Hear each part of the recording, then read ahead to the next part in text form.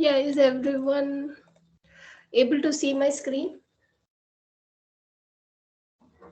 No. Yes. Yeah. So I've shared the doc in the chat window. Please access that. Is everyone able to access the chat window?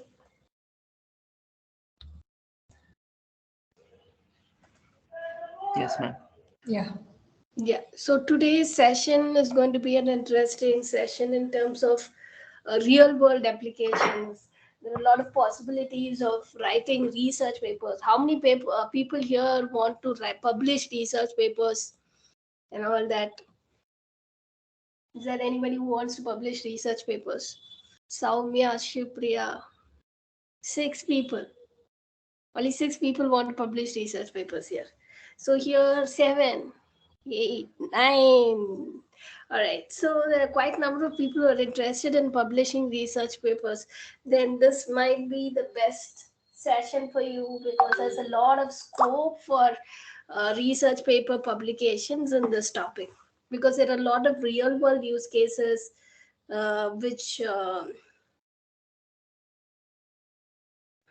1 minute.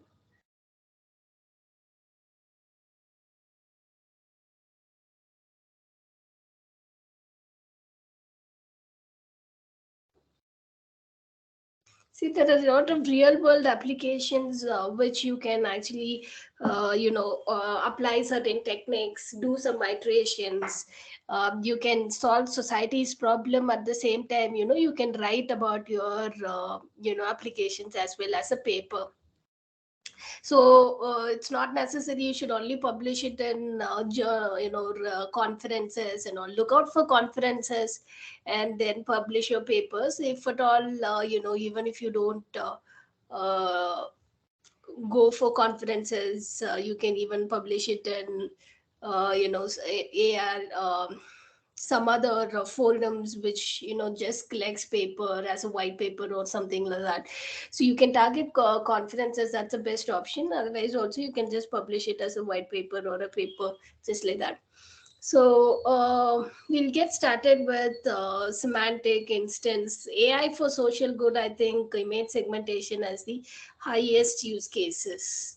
You take poverty, if you want AI, to help in identifying poverty ridden zones using satellite imagery, then semantic segmentation is used there. So there are a lot of use cases in identifying in for AI for good, especially in image segmentations. One is in Africa or in India also. If you have certain from the aerial images, you can detect which zones are very much poverty ridden compared to the other zones.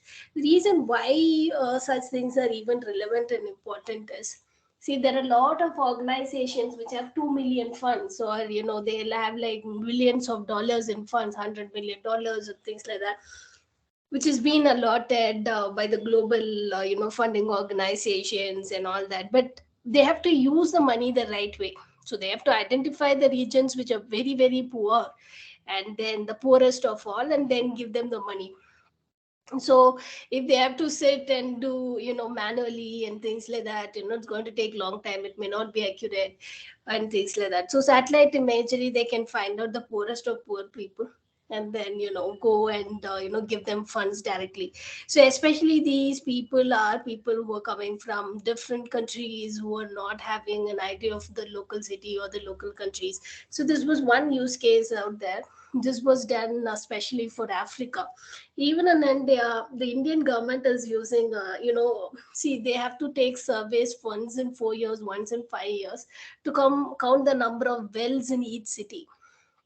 Okay, so that wells in each city, for that they are using, government of India is using image segmentation from the satellite imagery they're using actually. So government is very advanced, they have started using AI and all, and they're using AI image. No, like few years back they used to manually send people to sit in. The data collection itself will take 1.5 years to 2 years. Now government is doing it in 15-20 minutes using image segmentation.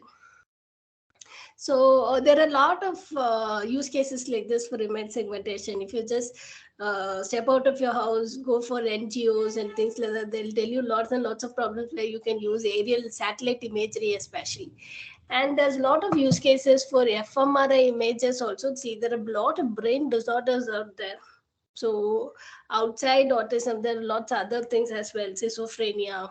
You have a lot of other things, which has got fMRI based markers are good predictors of such medical conditions. So there's a lot of biomedical segmentations, which is not just fMRI scans. You can any other microscopic blood segmentation use cases, any other microscopic images segmentation use cases are heavily used in radiology based CT scans, other microscopy based images, and also healthcare uses are lots.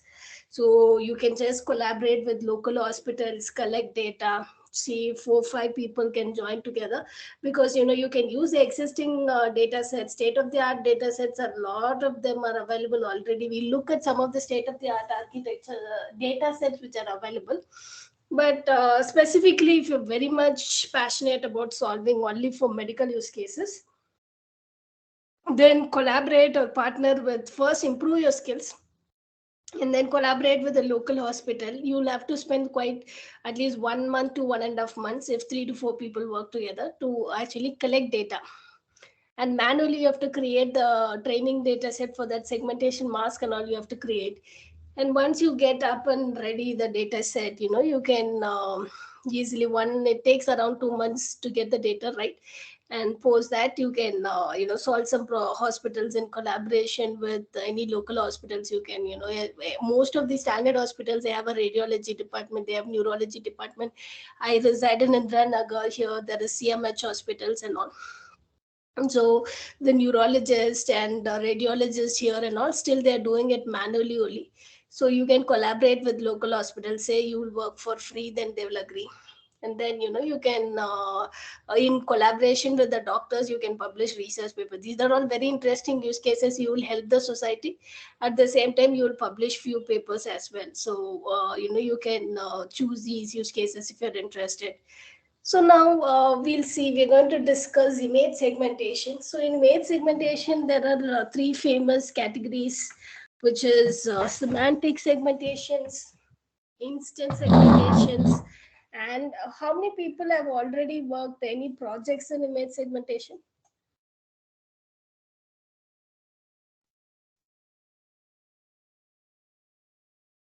Only one person. Any other person has worked in any image segmentation project? Okay, Soumya, can you tell everyone what project you did?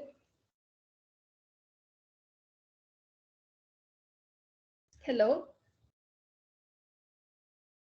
Sure, So, ma'am. yeah. So I observed my hand was I didn't put it down, but I worked on the image segmentation. That was very basic segmentation. So whether the person is wearing a mask or not, that was one thing. And I also tried identifying the faces of my family members. I started with some model, and so these two things I've tried to segment. Basically, first was between with mask and without mask, and second was between identified person or a new person.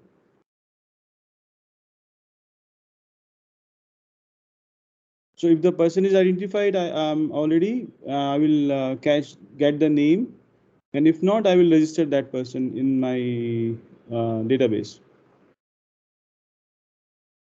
Okay, good, good. See, you can also, do some innovations around CCTV cameras, only if your family members comes, whatever you're saying, it identifies, doesn't raise an alarm. If anybody other than your family members comes, it will raise an alarm. See, there is some agency called 56 Secure in Bangalore. They are active in few localities in Bangalore. In Indranagar, they're quite active. Anybody has heard of 56 Secure here?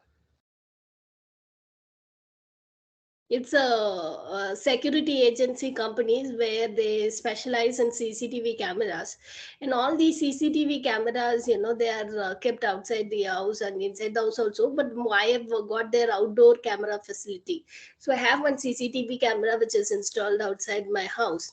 So this gives me an alarm when anybody, I have the option where I can go and mark any familiar people. I'll keep getting notification if there is any movement or person who's going outside my house, and I can go and I can mark some familiar persons, like this is my family member, like that. And then it will not raise any notification if next time it sees a family member. For every other person it will raise a notification. So you've got a lot of use cases like this. So anybody has some use case in mind which you want to solve or write as a paper, you can share it.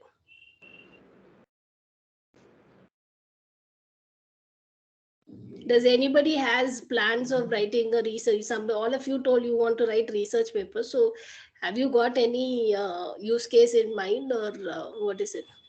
I was thinking to identify the diseases on the rose plants specifically, and because I have seen that timely treatment saves plants, otherwise it is too difficult. Yeah.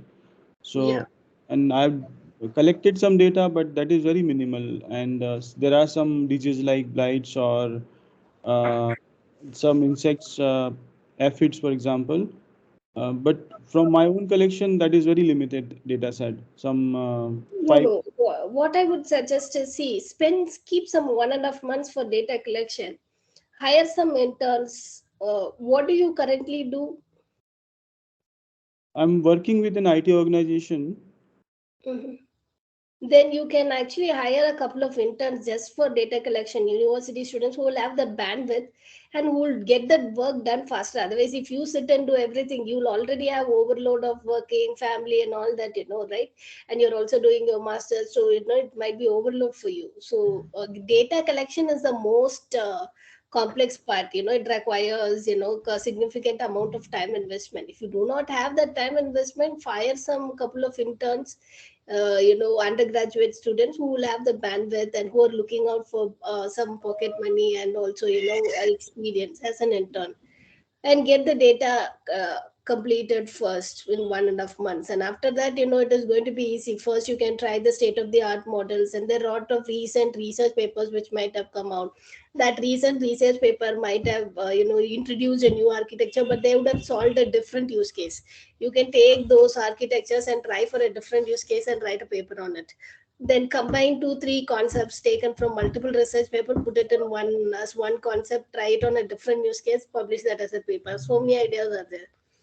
And Sure. so One more get the thing. data collection done first, and then after that it is going to be very easy use case. Disease classification and rose plants, it's going to be a very very easy use case. So the data collection, just get it done fast by hiring people. Otherwise it's going to take long time, and at some point of time you are going to give up. Thanks for that input. And you mentioned about one security agency name. Can you please mention that again? A 56 secure. Thank you. It has an app also. So nobody is aware of such thing, is it? They're quite active in several Bangalore localities, is what Koramangala and all, they're active. Indiranagar, they're very, very active. Domlur also, they told they expanded. Whitefield and some 5 to 7 localities they're there. And see, that app is there, that camera is there, it is centrally monitored. And also in the mobile app, if you're walking on the road and things like that, you can press one button. Somebody, you feel some tension or something, like somebody is, you're in a danger or something, you just have to press one alarm button. They'll keep roaming in this locality, at least in 1 5 to 6 people will be continuously. They'll just reach you in some 1.5 minutes to 2 minutes.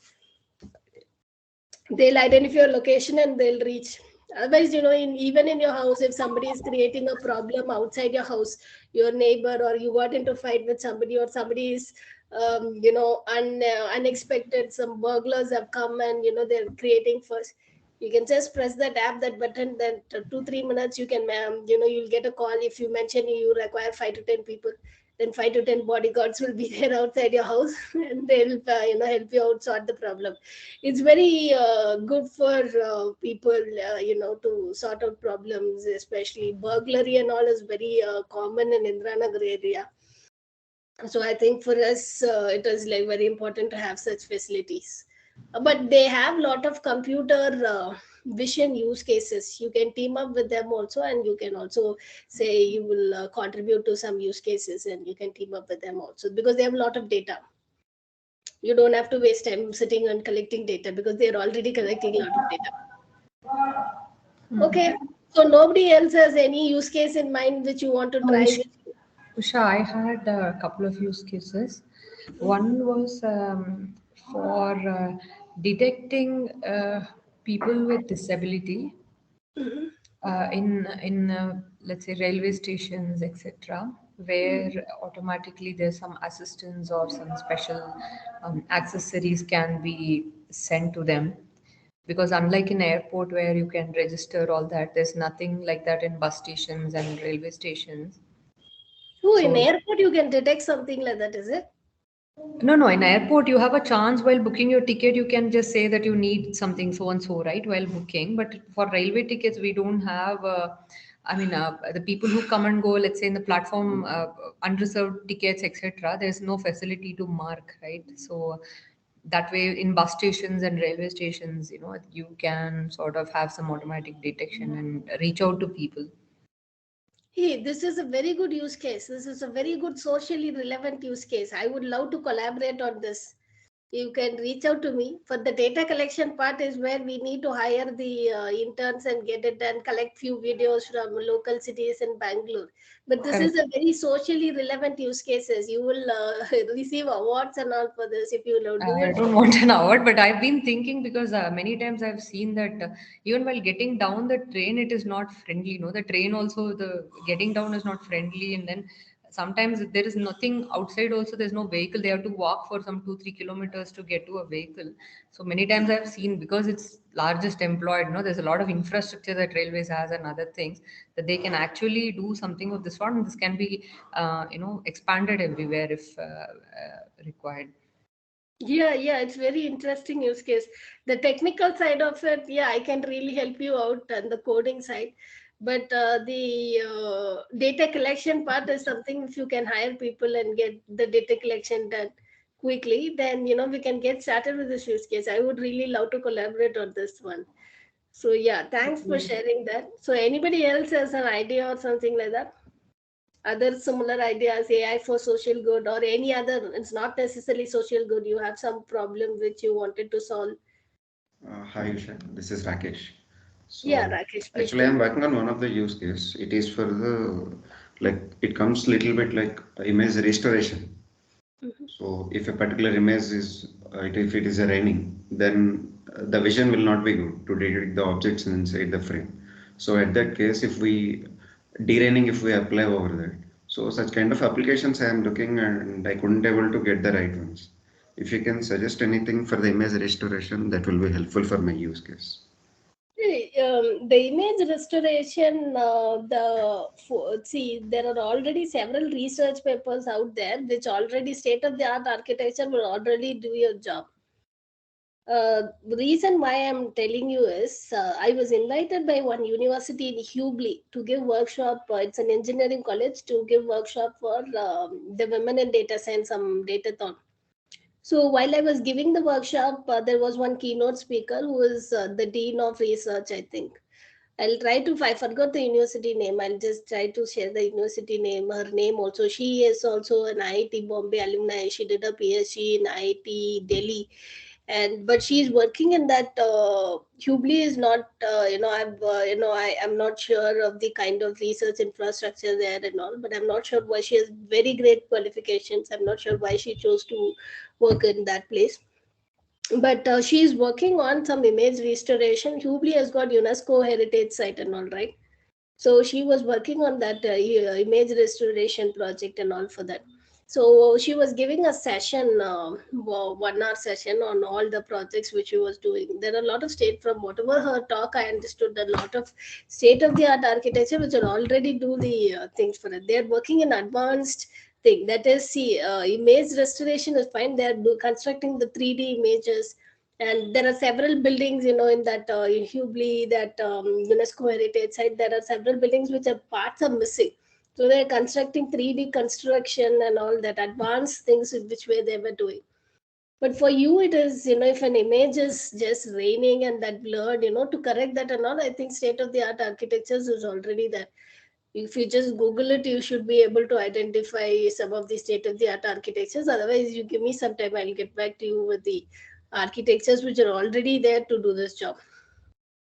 Yeah, yeah, sure, sure. Because I am searching for this from some long time, GANs and will be doing. Did you search GANs architecture, some of the state of the art GANs which has come on? no. GANs will do this, but find out the. I think some people, even TensorFlow JS, they have something called show and tell. And for that function, if you develop any TensorFlow JS based browser app or something like that, you can submit to them. This is a global team from US team, and they will actually give you some award and all that. So I think some people, have done some use cases with regards to this, and they won the award. That's how I remember. So there are already state of the art architectures to do this. So yes, Actually, yeah, tell not me. only with the raining, but it is also like I have some 4 5 classification. So based on the like predicted environment, the image restoration should work. If it is a raining, it should derain the image, and if it is too much of sunshine, then it need to reduce it. So if it is a snow, so such kind of application, I'm figuring out. So Okay, okay. Sure, these were sure. the basically Interesting. for the autonomous vehicles I was looking for, where the image detection, object detection is very much important. Yeah, yeah. I think this is again a very interesting use case. You're having a very interesting use case in mind. Good, good, good. So a lot of people have a lot of interesting ideas. For how long have you been having this idea, and what is blocking you from implementing it when you have such a great ideas? For my case, I have implemented until the classification part, and I have You got like the the frame data set space. and all, you collected everything. Yeah, not on my own, but I got some very good data at some of the source. So yeah, the data is very good. So the problem is I have classified it, and I got a good frames per second also, like the count. But afterwards, after for image restoration only, I'm facing the issue currently. So I'm working on GAN's that. architecture will do, but to find out, you have to find out which GAN it is, what are the recent papers which has come out and all. You have to do some significant amount of research paper, Yes. reading and finding out. But what kind of GPUs are you all using for this? I mean, these are some image based. It requires a lot of good compute resource. How are you doing it? I am using a collab itself. Colab itself, you are able It to is not do a this. office work, it is just my personal work. So I don't have any GPU support. I am just using collab. Okay, okay. Good, good, good, interesting ideas from the batch. So, yes. All right. There is no one else who wants to share any other ideas, and I'll go ahead with the topic. So, interesting ideas. So, today's session might help you uncover a lot of such dreams of yours which you have been holding back for long. There's a lot of potential for doing a lot of use cases here. So we'll just cover the three basic segmentation techniques out there, and what are the differences between these three segmentation techniques. You have semantic segmentation, you have panoptic segmentation, and you also have instant segmentations. So what is the difference between these three segmentation techniques? So for semantic segmentation, so it is segmenting the humans here. So each of these humans will be considered the same thing. So it will classify as humans and the part without humans. So, or it will say humans, and then there's a sky, and there's the grassland, and there are trees. So all the entire sky is considered as one unit. All the humans are classified as one class, and the grass is third class, and trees fourth class. Umbrellas is fifth. So all the umbrellas are one class, which is umbrella. That is what semantic segmentation will do. So the different humans are considered as one class, that is humans. But instance segmentation will not do like that. It will classify different humans. It will segment different humans. This is human 1, human 2, human 3, human 4, human 5. So for each of the segmented human, you have an instance ID. So that is instance segmentation. Panoptic segmentation is a combination of both. It gives you both semantic label and instance segmentation, instance ID as well. So we have three major segmentation techniques. One is semantic segmentation, instance segmentation, and panoptic segmentation. So instance segmentations, you have the same class of objects, multiple objects are there, each object gets an instance ID, but whereas semantic multiple objects are considered as a single class of same type is considered as a single class. Panoptic segmentation is a combination of both. So you have some, if you go to this article, you have some kind of collab notebooks at the end. All three collab notebooks are giving errors.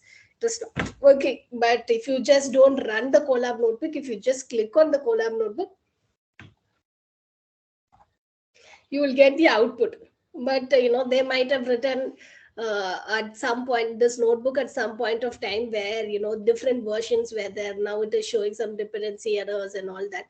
So you are getting the output that different see, there is a package called pixel lib itself has got semantic segmentation, instance segmentation, and panoptic segmentation. You just have to import that pixel-lib dots. Anybody here has worked in pixel-lib?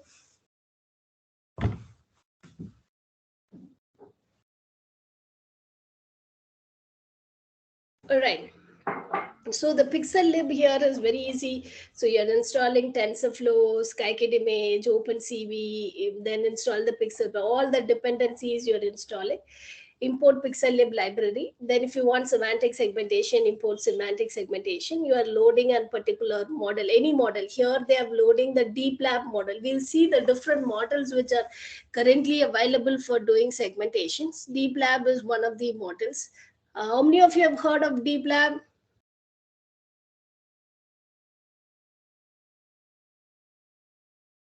So anybody has heard of deep lab? So deep lab, okay, UNet. How many of you have heard of UNet?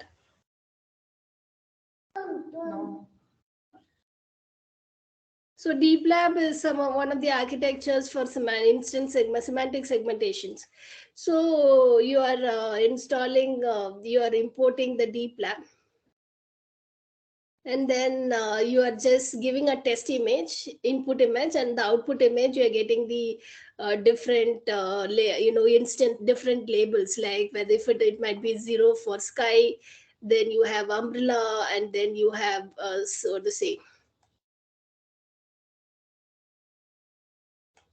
You have umbrella, and then you have persons, and so you are just getting the different labels. All the umbrellas will be umbrellas only, like that. So class 0, class 1, class 2, and class 3, you will have different classes you will get. But whereas instance segmentation, you will get for each and everything, you will get like instance as an instance ID. So here they are importing instance segmentation, and then they are giving mask RCNN, which is one of the models, segmentation models. They are just taking the pre-trained model, and then they're giving an input image and getting the output. Okay. And you also have panoptic segmentation, which is done using DETR, is again one pre-trained model, transformer based model. So here they're importing all the packages, installing the dependencies and all that. And then they're taking the DETR from the hub, PyTorch hub, and then loading the pre-trained model, giving an output image, and then they're getting the output. So it's a combination of both the instance and semantic segmentation, panoptic segmentation. So these are the three segmentations techniques which are available. And we're going to read in the first half of the session, we are going to cover the semantic segmentations in detail with some examples from Kaggle, some use cases from Kaggle. We'll see UNet architecture. Again, we'll be using TensorFlow and all of it. So yes, let's get started with introduction to semantic segmentation. Give me, I'll just be taking 2 minutes break. I'll just come back.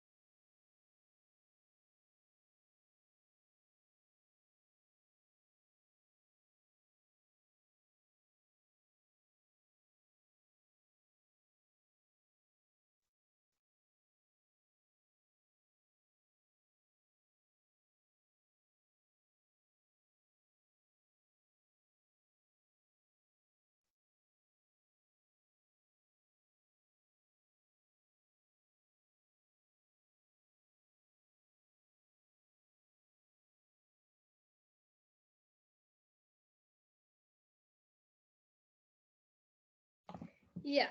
So we'll get started with metrics for semantic segmentation. What are the metrics for semantic segmentation? So some of the metrics, see image classifications, you had F1 score, you have accuracy, AUC, and all that. So image segmentation, the most common metrics is IOU, intersection over union, and mean intersection over union. These are some of the common metrics which are used in image segmentation. Let's look at the common metrics for semantic segmentation. You have something called pixel accuracy, which is how many percentage of pixels you got it right. Every pixel you're classifying it as some object or the other. So how many pixels you got it right? Pixel accuracy is rarely used. But intersection of union, Jacquard index is the most famous metric. Most of the Kaggle competitions you see will be intersection over union only. Dice coefficient is equally famous. So these are two famous, the dice coefficient and intersection over union is very famous. So intersection over union is how much of overlap is there, and divided by the area of union. So this is what is Jacquard index.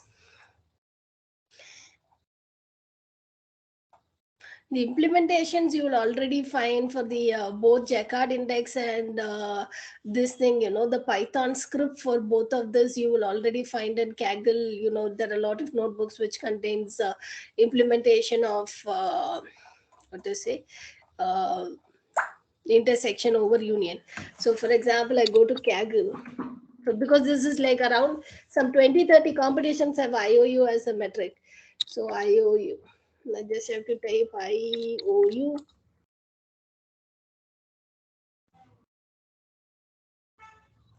See, map IOU.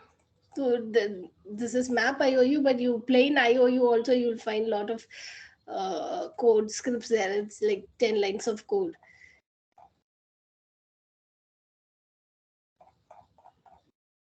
So here is the metric. He has written in PyTorch. So the metric, you'll find the implementation logic both in PyTorch and in TensorFlow already there in Kaggle and online and some Medium articles also you will find. You don't have to write it from the scratch and all. You'll find the code out there. And the same for dice coefficient is very simple code actually. And so dice coefficient, area of overlap, 2 into area of overlap divided by total number of pixels of both images. So for this also the code is already given here. From Keras itself you've got intersection, you're calling the Keras sum function and then you're just computing the intersection union. Then this is 2 into the intersect 2 into intersection divided by sum of the both the pixels. So the implementation is already there for dice coefficient and for IOU. So this is the implementation for dice coefficient, and this is the implementation in Keras. This is the implementation for PyTorch. Also, you can go to Kaggle and you can pick up the implement. These are common, like more than 30-40 competitions have just got IOU and dice coefficient as metric.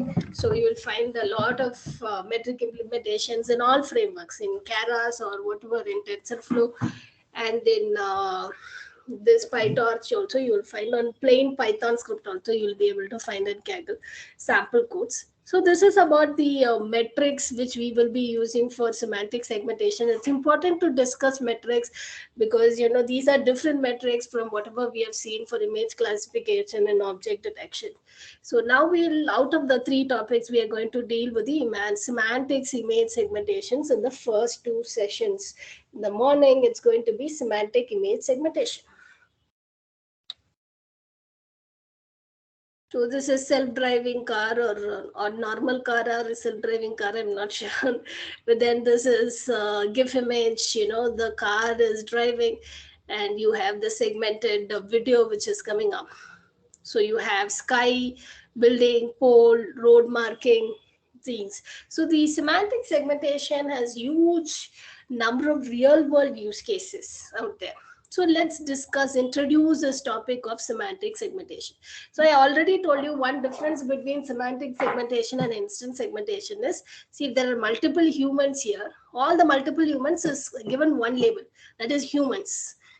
So the different humans are not differentiated by are not considered as different instances. All humans will be classified as given the label humans. The sky will be given the label sky, things like that. So if there are even multiple objects of the same type also, they'll be given the same label. So that is what is semantic segmentation. So you have semantic segmentation here. This is car, human, sky, trees, and all that. This is another semantic segmentation images. So what is actually happening? So this is an image which I give as input. The semantic segmentation, I'll just increase it. So the semantic segmentation, what is happening here? This human is class 1, person. Purse, she's having a purse here, right? The purse is class 2. Plants, there are plants here. The plants are class 3. Then there's one building which is sidewalk. Sidewalk is class 4 and building is class 5. So all the sidewalk, there are two sidewalks. There is no differentiated between this is not sidewalk 1 and this is sidewalk 2. All the sidewalk is one class which is sidewalk. So you give an image, it will give you segmented and it will give you output like this. Again, this output can be represented as one hot encoding. One hot encoding of output, right? So you have 5 classes. For each class, the vector for each class, it will contain only 1 for that particular class, 0 for remaining. So the person alone is containing 1, remaining all zeros. Then for purse, only for purse, it will contain 1, remaining all. So this output, you can represent it as a one hot encoded vector as well. So how different is it from object detection? See, object detection, you are classifying the entire object. There is a small part of portion which is not the object also it's coming. You're not segmenting. So object detection is you mark, you have give boundaries, you give coordinates. So last week we saw, right, x max, y max, height, width and all, you give all these coordinates. But in semantic segmentation you don't give all that. You just classify each pixel as one label or the other. So this is object detection, this is segmentation for the same image. So let's see, like, why not use CNNs for segmentations? Of course, we are going to use some form of CNN, but not necessarily plain vanilla CNN. If you take UNet and all, is the very famous architecture for biomedical image segmentation, but um, that uses what to say CNNs.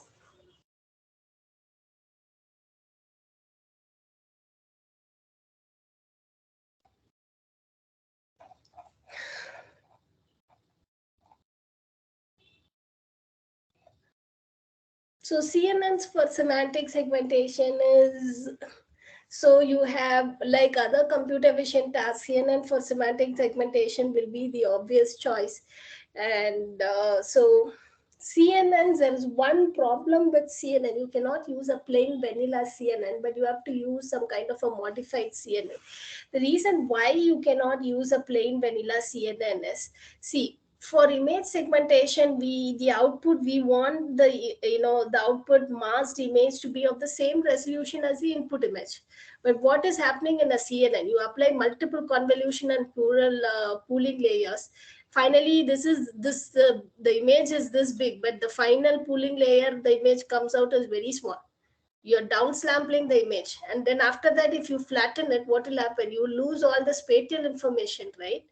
And then that may not be relevant for semantic segmentation. You can't use, we require the spatial information for the semantic segmentation. That's why this fully connected layer and output layer part will not work for semantic segmentation. So CNNs we have, but again, you cannot use a plain vanilla CNN. Instead, you will be using something like UNet, where it has both encoder and decoder. That is the feature map which is coming out of the final pooling layer is small. Again, you will apply the transpose convolutions to actually reconstruct the original image, because we require for the say in the output image mask, segmented mask should be of the same resolution as the input. So we'll be reconstructing the image using a decoder. This process is called upsampling, and the process where we capture the feature maps, this is and all, it's called downsampling, because we are reducing the size of an image here. Again, it is reconstructed back to the original size in the process called decoder. So this is a common architecture which we might be using for image segmentation. With the UNet is based on this encoder decoder architecture as well. So the loss functions, will be using a number of nonlinear activation functions at each pixel. Some of the techniques which you can use is batch normalization, skip connection. So why do we actually require skip connections? Is because sometimes the gradient, becomes zero. And if you're going to do successive, we mostly the RNNs and the bigger architectures, they suffer from the vanishing gradient problem. And the loss functions, if you keep applying chain rule, at some point it becomes zero, and after once it becomes zero, you cannot apply any other function on top of it. You will lose the features or information. So that's why you do the skip connection. So here, I'll be passing the gradients from here. I'll be skipping few layers and passing it to the third layer here. So this is an alternate path for the gradients to flow. So from this point, even before the gradient becomes zero, I'm taking the gradients and passing off to here. That way I'll avoid this vanishing gradient problem. But in this UNet architecture, the same skip connection, but it is not done within a layer. It is done between the encoder and decoder layer. For example, the gradients are passed from this encoder, corresponding decoder layer, no, from there it is passing from this encoder to corresponding decoder layer. So the gradients are passing from encoder to decoder here. It's not passing within a single layer. So skip connections are used in most of these architectures like UNet and all that. So some of the use cases, I think I've already discussed in the morning. I think this COVID-19 came where there were a lot of CT scans coming there. So semantic segmentations is also used there.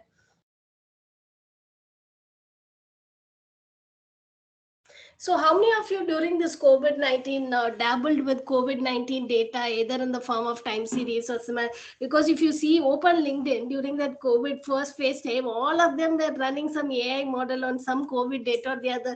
They were sharing it on the LinkedIn and all. Is there anybody who tried some projects like that during that time? There are a lot of people who were trying computer visions on COVID-19 CT scans and all. Did anybody here try it? Yes. Not computer vision. I tried only predicting the numbers based on the past patterns. Okay. The death rates, is it? Yeah. Mortality. Okay, good, good, good. So anybody else tried anything in this class?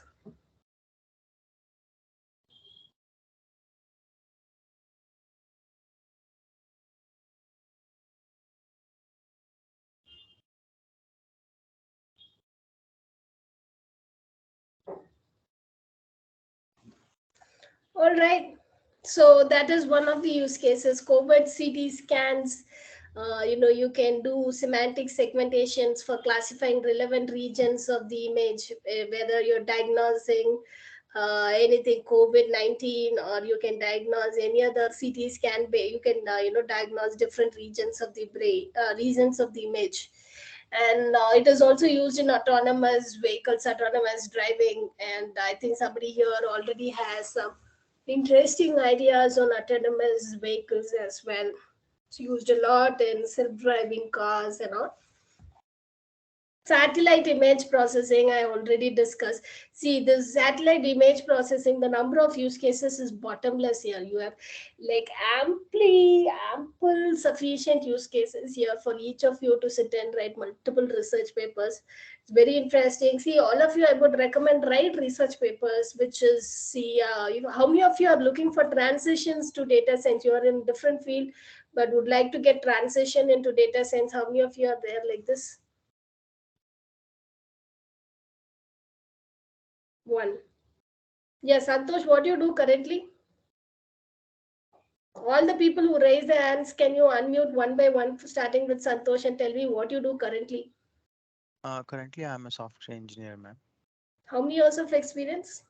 Close to 10 years.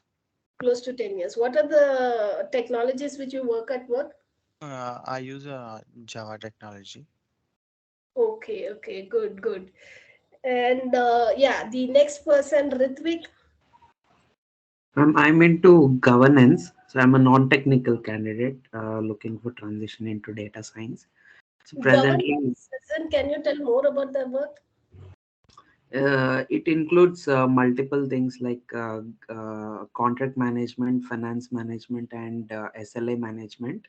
The core activities are like a validation of the monthly numbers which we receive for SLAs or finance, and then based on that provide insights to the client and help them improve the process and stick to compliance of the contract. Okay, okay, good, good. So the next candidate, Kadir, can you introduce yourself? Yeah, so I'm into Java and microservices. So For how many my years are you working? I have around 18 years of experience. Oh, that's a So good I'm not number. looking at a drastic transition, but I would like to gain knowledge in this field and try to apply this in my domain and try to complement my existing skills. Okay, okay, good, good. Prem Kumar? Prem Kumar? Hello. Yeah, please tell me. Yeah, I have 13 years of experience working on Oracle, PL SQL, and SAP Commission tool and a few ETL tools. Okay, okay. So you are planning to shift to different field, is it? AIML, or you are planning to just have an existing additional qualification, or be in the existing field, just supplement your qualifications or something like that? Yeah, I am planning to shift to this one, AIML. Okay, okay, good, good. So what about Pravina?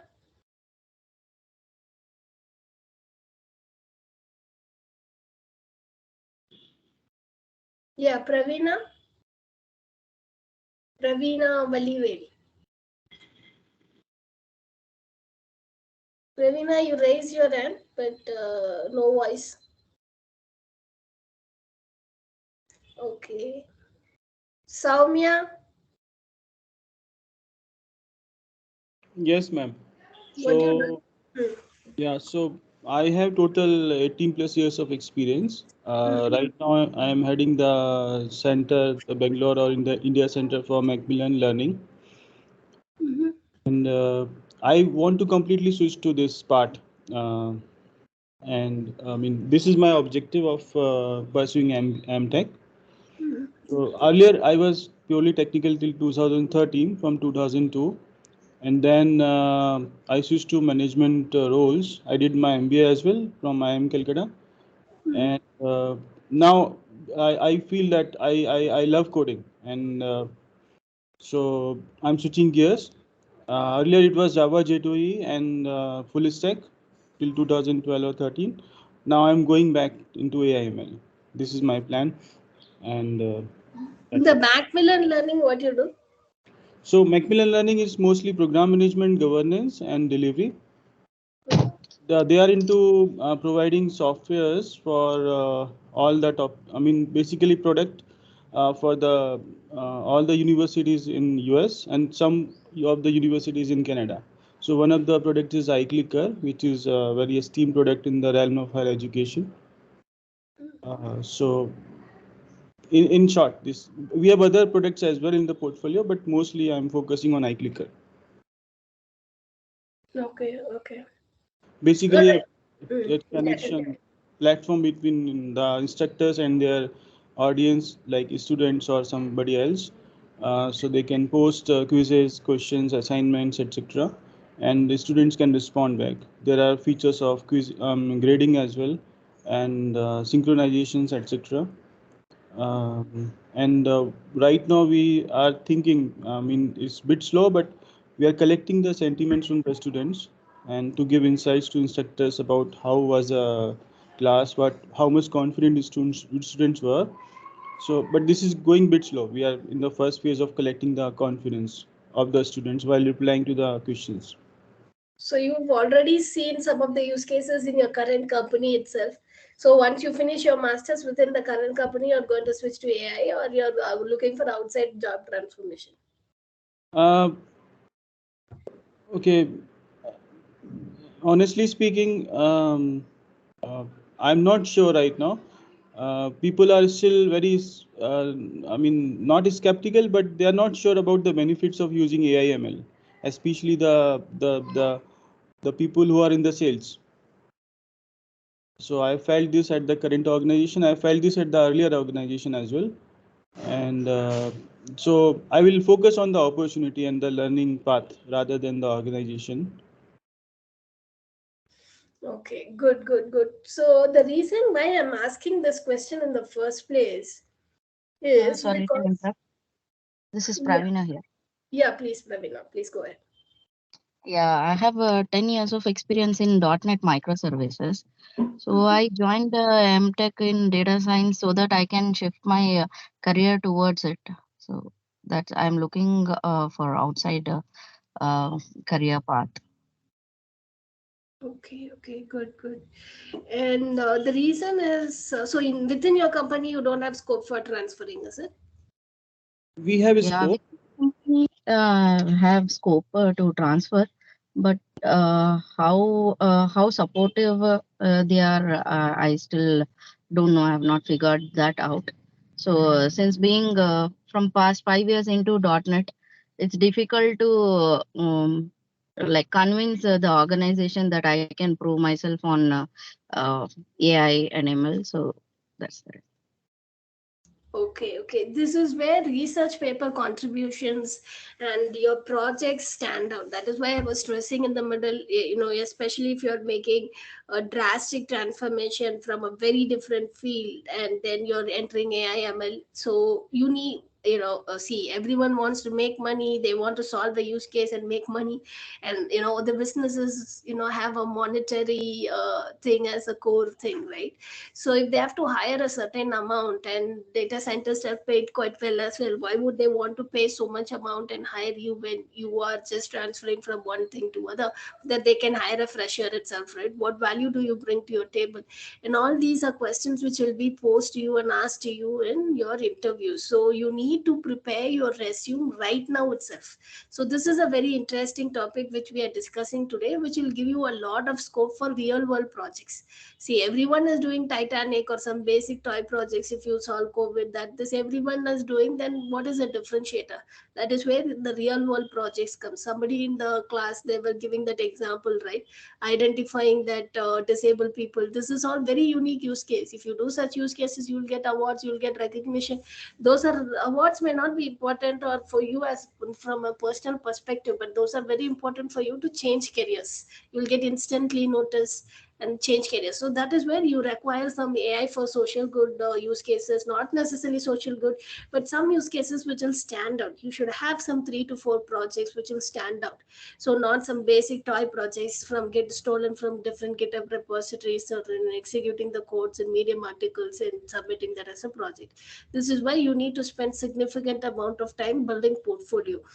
Second thing, you have to read a lot of research papers and try implementing a lot of research papers as well.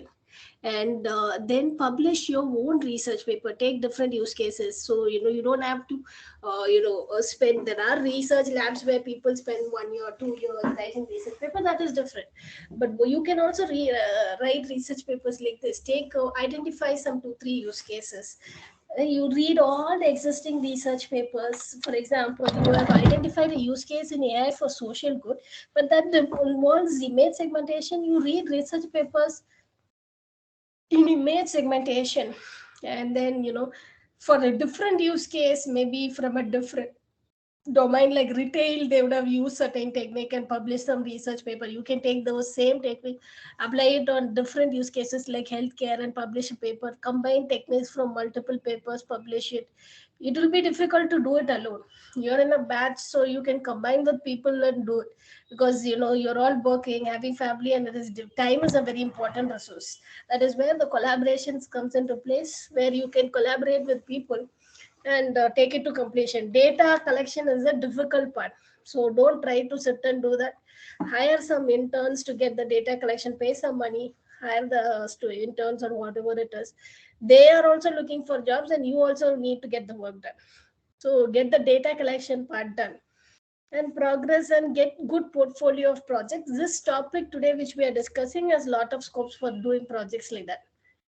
And the more standout your projects and portfolio is, the more likelihood, especially if you want to drastically change careers like that, then that is very important. You have significant amount of research papers in the particular area, then you're most likely to get hired. But without getting all these done, if you expect any magic to happen, then that may not happen. So this is what I wanted to stress a lot. And so yeah, if you're very serious about transformation, then take projects seriously, research paper publications seriously, and get started. So with this, we'll get back to the course on semantic, especially in satellite image processing and all. There are lots of use cases and facial segmentations. So these are some of the use cases of image segmentations. So next we'll cover image segmentation. What are the architectures which has come out so far? So that is anything you take, that's an evolution of different state of the art architectures which has come out, even in image classification or object detection. So let's see what are the possible architectures which has come out for from the beginning in the field of image segmentation. In deep learning, this is in deep learning perspective, what are the architectures which has come out? Fully convolutional layers and the convolutional models with graphical models. So, how many people are aware of the usage of graphical models in image segmentation? Is there anyone who's aware of that?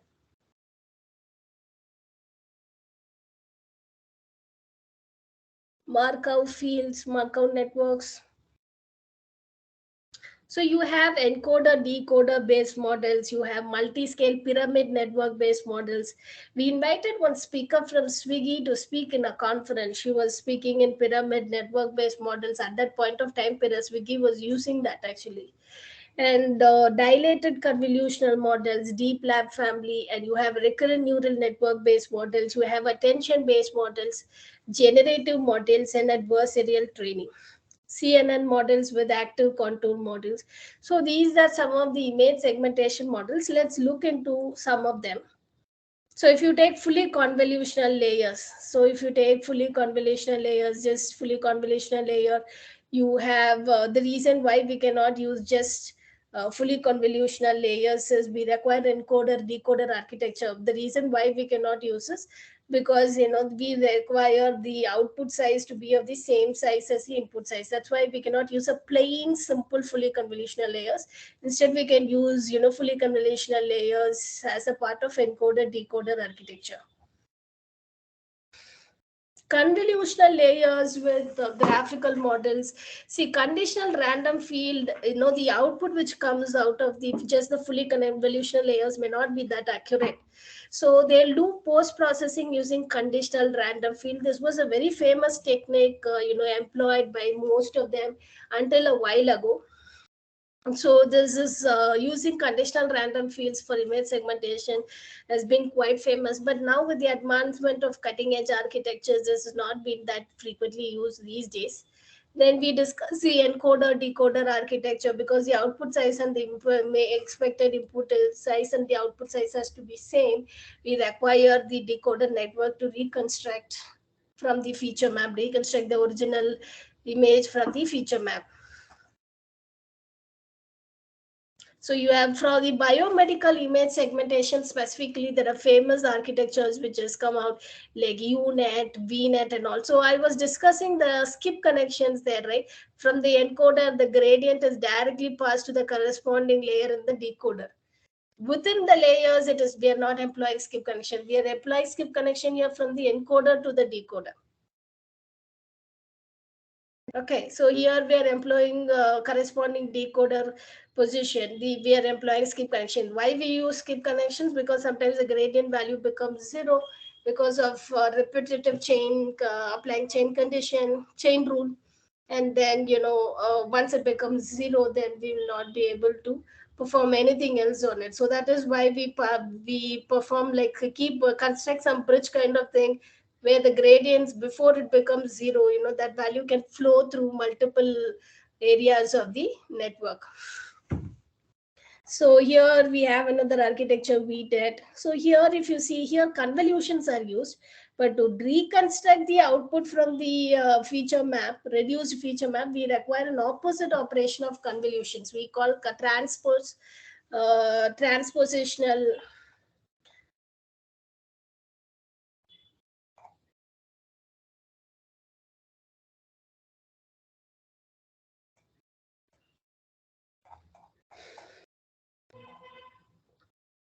We call that transposed convolution, which is the opposite of convolutional layers, which is we need to reconstruct the original image from the reduced feature size. So the opposite thing is called transposed convolution.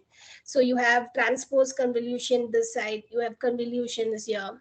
So VNet, UNet are all famous architectures for medical image segmentation. So you also have multi-scale pyramid-based network, RCNN based, region proposal based networks, and dilated convolutional models will come under the deep lab family. So there are deep lab 1, deep lab 2, and deep lab 3 versions.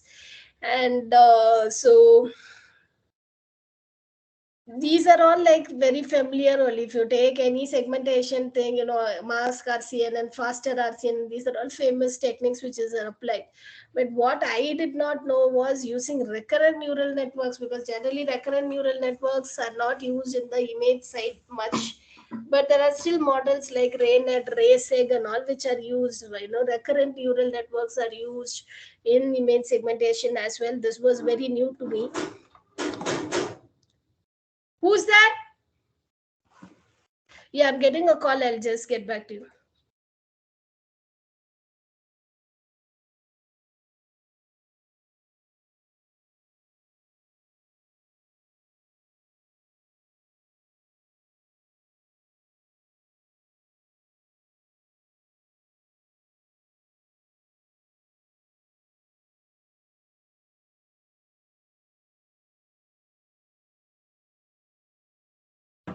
Sorry, I got a courier, so I had to go. And so let's continue the session now. See, image segmentation, for me, it was very new because I never thought recurrent neural networks, first off, they won't use that much for the image problems itself. But there are networks where RNN based networks which are used for image classification, that's called RayNet. And it's also used for image segmentation, that's called RaySec. And so there are a lot of gated recurrent neural networks, RNNs, and all used, and graph based LSTM and all these are used for image segmentation. This is very interesting. I would recommend you all check this out. You also now attention based models are very famous. Transformer based architectures are ruling the world, whether it's image classification or object detection or segmentation. So you can also try out multiple attention based architectures, generative models and adversarial trainings, CNN models with active contour models. I have not heard of it. Maybe you can just check this out.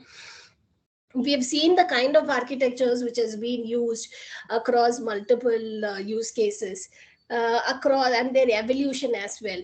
But what are the most, for example, you want to solve some problem, you're looking for existing data sets, then you should be aware of what are the existing data sets which are available for you to quickly prototype and see.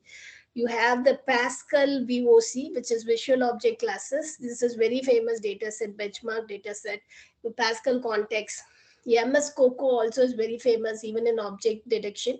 So MS COCO stands for Microsoft Common Objects in Context. And you have cityscapes data sets, and you have the other data sets like object detection data sets, um, NYU, Sun 3D, Sun RGB 3D, UW RGBD and all that. You also have Stanford 2D, 3D dataset, ShapeNet Code, Sydney Urban Objects dataset. So these are some of the existing benchmark datasets available for you to quickly prototype different ideas of yours.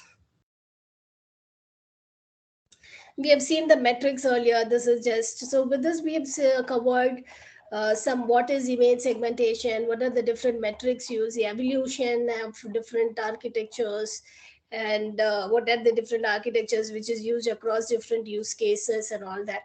So we'll be taking a break at 11:30. So after the break we'll be covering a couple of use cases from Kaggle. So take some time to digest what all we have discussed about image segmentations and things like that. You can go through this code in this particular first article which is there, Panoptic. The notebooks will not work, but you can just understand the code.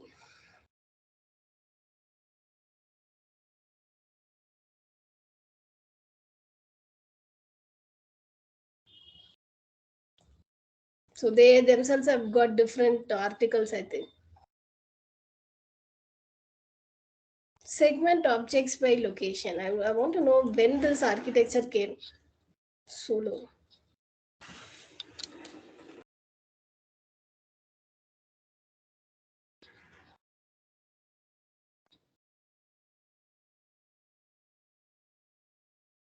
2021.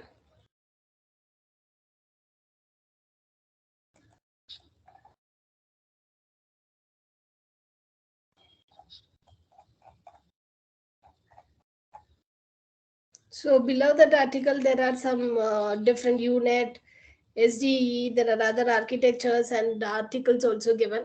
panoptic segmentation research paper and all they've discussed. There are a bunch of tutorials and reference materials given. You can go through that.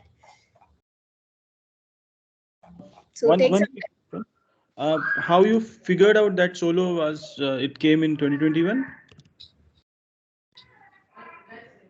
time. So I just went here. Oh, that solo, I put solo image segmentation. And there was the paper, research paper I got. So then if you just go to the PDF, here itself it date will be mentioned. If you go to the PDF,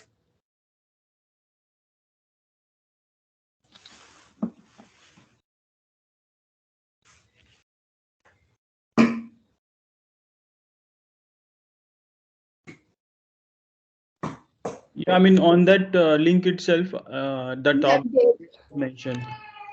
yeah, April 2019, the paper has been written.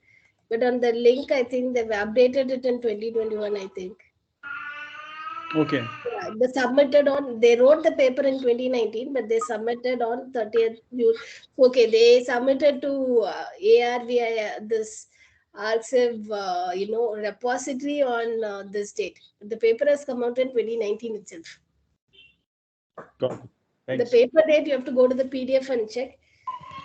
Okay, here it contains only the date when it has been submitted. So you can check out some articles and research papers. Take some 7 minutes time to go through all of the concepts which we discussed right now, and then because most of them did not raise hands when I asked how many people are already aware of it. We saw the metrics, we saw what is image segmentation, we saw different architectures, metrics, what are the different benchmark data sets available, what are the different types of segmentations as well. So people who are hearing it for the same time, take some time to digest all the things which we saw. There's 6 minutes to 11:30. Take some time to do it. Then at 11:30 there'll be a break, and the break will be till for 15 minutes till 11:45. So I'll be mostly catching you at 11:45. Now for the till 11:30, you take that 6 minutes to digest all the concepts which has been taught so far.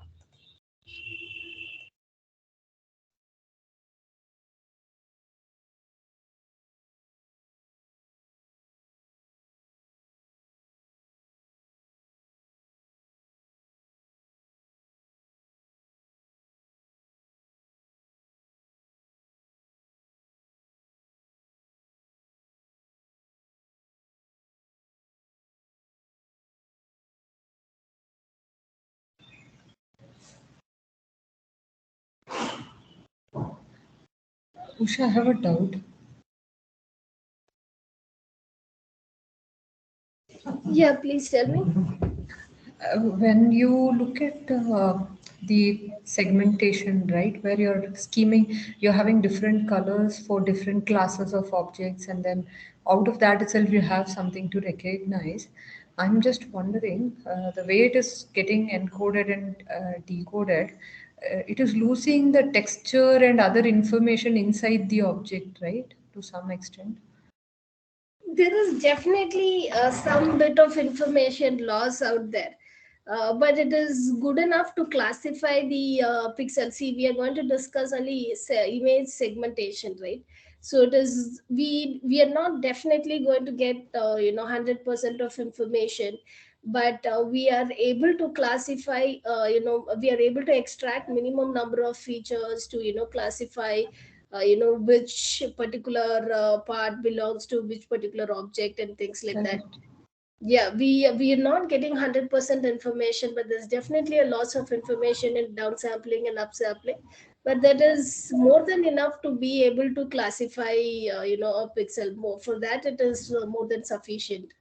I got it because I read an article saying that they had some road signs for self-driving car, and even if there is a small scratch or something on that board, or if it is not exactly the same way that it was trained, then it is mistaking and ignoring that. Or for example, a tree without any foliage and a lamppost, whether it can, because they have the same, let's say they have the same outline, will they be able to distinguish it? Yeah, you should include some noise while you're training. See, if you are including like perfect images and things like that, then it will not give perfect output. So you have to include some, it will not work well when adapted to real world data sets. While training itself, you should account for such noises, and the data set itself, while training, you should train some imperfect data sets while training, or retrain your existing model with some imperfect data sets, which will help you classify so the model can identify such imperfections. So it's based on the training data you put in the first place. Right, because what I'm thinking is that the texture, the color is also one major differentiator of objects, at least from a human perspective, right? If I see a stuffed dog toy on the road and I see a real dog, I know which is which, right? Like, for example, by looking at the texture, by looking at certain other information, we can sort of make out, and of course, movement also. So I'm just wondering how much is the ML AI algorithms advanced on that level? No, the AI algorithms are better than humans. Okay. They can learn features and colors, everything better than humans. See, image segmentation, I'll tell you. One use case is you want to count the number of pools in satellite imageries. Hmm. Schools. Okay. Anything like well was Indian. Okay. So anything new tool for this is what government is doing, remote sensing of underground tables. You just see the satellite imagery. Humans cannot definitely. I'm not able to from this. From this image. Are you able to detect anything? I'm not able to do anything from human eye. Right. But algorithms are doing. Algorithms are much more powerful than humans. From this image, I'm not able to detect anything, but the algorithms are detecting. No, do we take explicitly then features like texture, color, etc., or the algorithm takes care of it? Yeah, if you're feeding color images of different color dimensions and all, definitely the color, texture, everything is taken into account by the algorithm. Algorithm itself, right? We are not defining anything. That's what So I'm we are saying. not defined. Got it.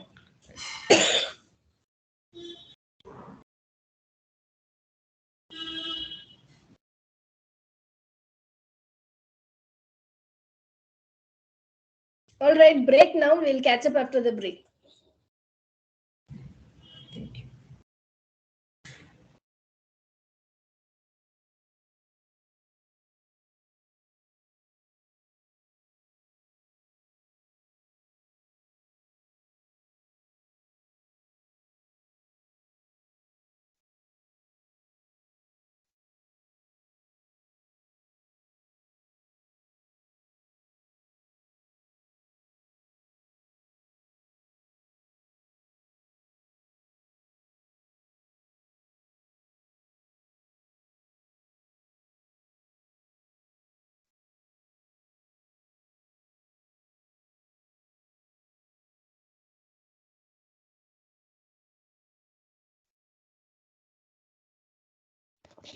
Hello, is it break? Is it?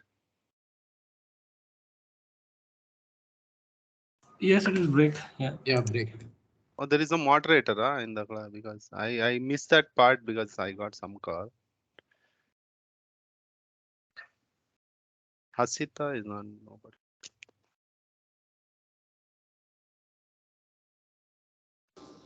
Yes.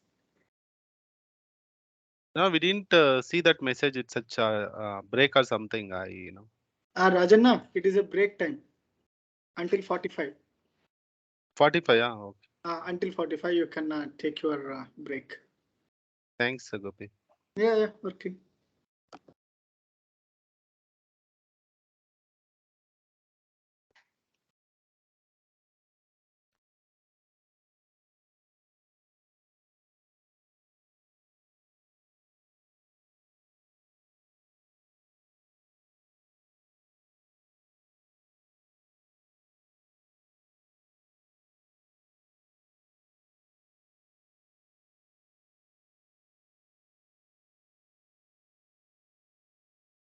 Yeah, hello everyone.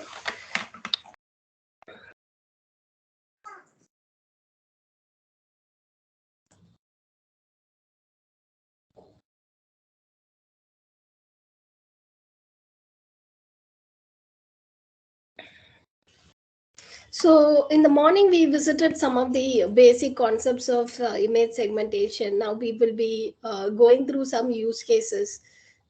So to understand our concepts, whatever theory we learned, we will be implementing in a real world use case.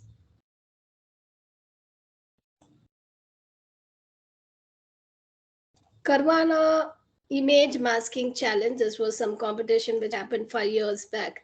So here you will be given a car, you just have to mask. This is auto editing, manual editing. Given a car image, you'll have to mask what is car and what is not car. So this is a use case. So Carvana is a successful online used car startup, has seen an opportunity to build long term. Even I'm not familiar with this use case before, because this came 5 years back. At that time, I was not, I was using Kaggle, but I was not competing. But so to build a long term trust with consumers and streamline their online buying process, the interesting part of their innovation is a custom rotating photo studio that automatically captures and processes 16 standard images of each vehicle in the inventory. While Carvana takes high quality photos, bright reflections, and cars with similar colors, as the background cause automation errors, which requires a skilled photo editor to change. In these competitions, you are challenged to develop an algorithm that automatically removes the photo studio background. Okay, and this will allow the Carvana to superimpose cars on a variety of backgrounds. You will be analyzing a data set of photos covering different vehicles with wide variety of year, make, and model combination. So basically, they wanted something, some kind. They're trying to build a product where there'll be different backgrounds where they can just crop the car and then place it in different backgrounds and see how it is looking. For that is why they are building an image segment. That is a use case. They are having a product, automatic photo editor product, which for them they have to take the car and place it in different backgrounds and see how it's going to look. For that, they want you to build an image segmentation problem. That is the use case here. Okay, let's see the evaluation metric. So the evaluation metric is dice coefficient. We have discussed, right? It is 2 into the intersection divided by total number of pixels in X and Y. We discussed this implementation. I also told you it can have some 4 lines of code which is already there, so you don't have to do anything from the scratch. So the submission files is run length encoding. So you should also understand what is run length encoding, because in Kaggle you actually submit it, and most of the times you will be submitting in the form of a run length encoding. Sometimes the input itself will be mask itself will be given in the form of a run length encoding, which you need to convert into a mask. So what is this run length encoding is, see, if this numbers is given 1, 3, 10, 5, it means this 1 to 3 and 10 to 5 are the pixels which should be included in the mask. For example, you're constructing the mask of car. So if I give 1, 3, 10 to 5, then 1 to 3 it is car, and 10, the pixel 10, 11, 12, 13, or up to 5 values. So 1, starting from 1, 3 pixels, which means 1, 2, and 3. All these 3 pixels belongs to car image. Starting from 10, 5 pixels. So 10, 11, 12, 13, 14. 5 pixels starting from 10 will belong to car image. So will belong to the mask. So you will generally be given the input, or you have to submit the output in the form of a run length encoding mask. This is something which is commonly used. So you will have to understand how it is. So it will be like 1, 3 means starting from 1, include first 3 pixels in the mask. So starting from 10, include the next 5 pixels under mask. So that's how run length encoding will work. So this is something which you need to understand. We have already discussed the metric, which is dice coefficient.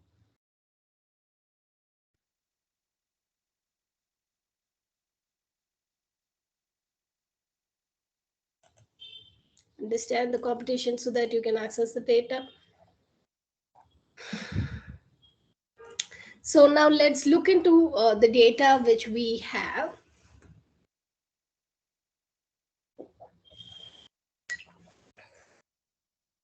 So the data description, the data contains a large number of car images. So we'll see how many car images we hit. It is all in the form of zip file. So you have lot of car images, train mask CSV, train HQ, train zip, test, test HQ zip, submission zip, metadata zip. So this is just one sample image. All of it is put in a zip file. Okay, so let's see let's read the data description to understand how the data is there for this competition. So the data contains a large number of car images. So the data is in the form of JPEG files. And each car has exactly 16 images. For one single car, they are giving 16 images, each one taken at different angles. Each car has a unique ID, and the images are named according to ID underscore 01.gpg. For each car, 16 images are there. And then in addition to the images, you are also provided some metadata about the car make. So addition to the image, you also have a metadata which tells you which model of car it is, which month it was manufactured, year, and all that. For the training set, you are provided a .gif file that contains a manually cut out mask. So for the training data, you are given the mask also. So that was manually how that mask was prepared. You are provided a GIF file that contains a manually cut out mask for each image. So they have prepared the mask manually. The competition task is to automatically segment the cars in the images in the test folder. So for the images in the test folder, you have to generate this mask file in the form of a run length encoding. To deter hand labeling, we have supplemented the test set with car images that are ignored in scoring. The metric used to score this competition requires that your submissions are in run length encoded format. I just discussed what is run length encoded format. So you check out the evaluations. So you're given training file, test file, training mask, corresponding mask for training data.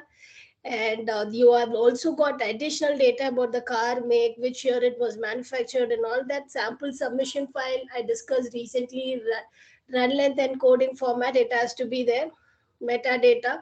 So this is the data which is given to you. We have discussed what the problem statement is. We've also discussed what the data we have in hand. Now we are going to go and look into the challenge. We're going to implement a basic UNet for semantic segmentation. We just discussed the UNet architecture. So it has got the encoder and the decoder. We also learned about the concept of skip connections. We also learned in the encoder side, you have convolutions. To reconstruct an image back to the same resolution, you have something called transpose convolutions in the decoder side. So we are going to use this encoder architecture, image segmentation for UNet. This is a notebook which we are going to look into. Solve this problem. How many of you are still listening? Raise your hands. How many of you like the use case?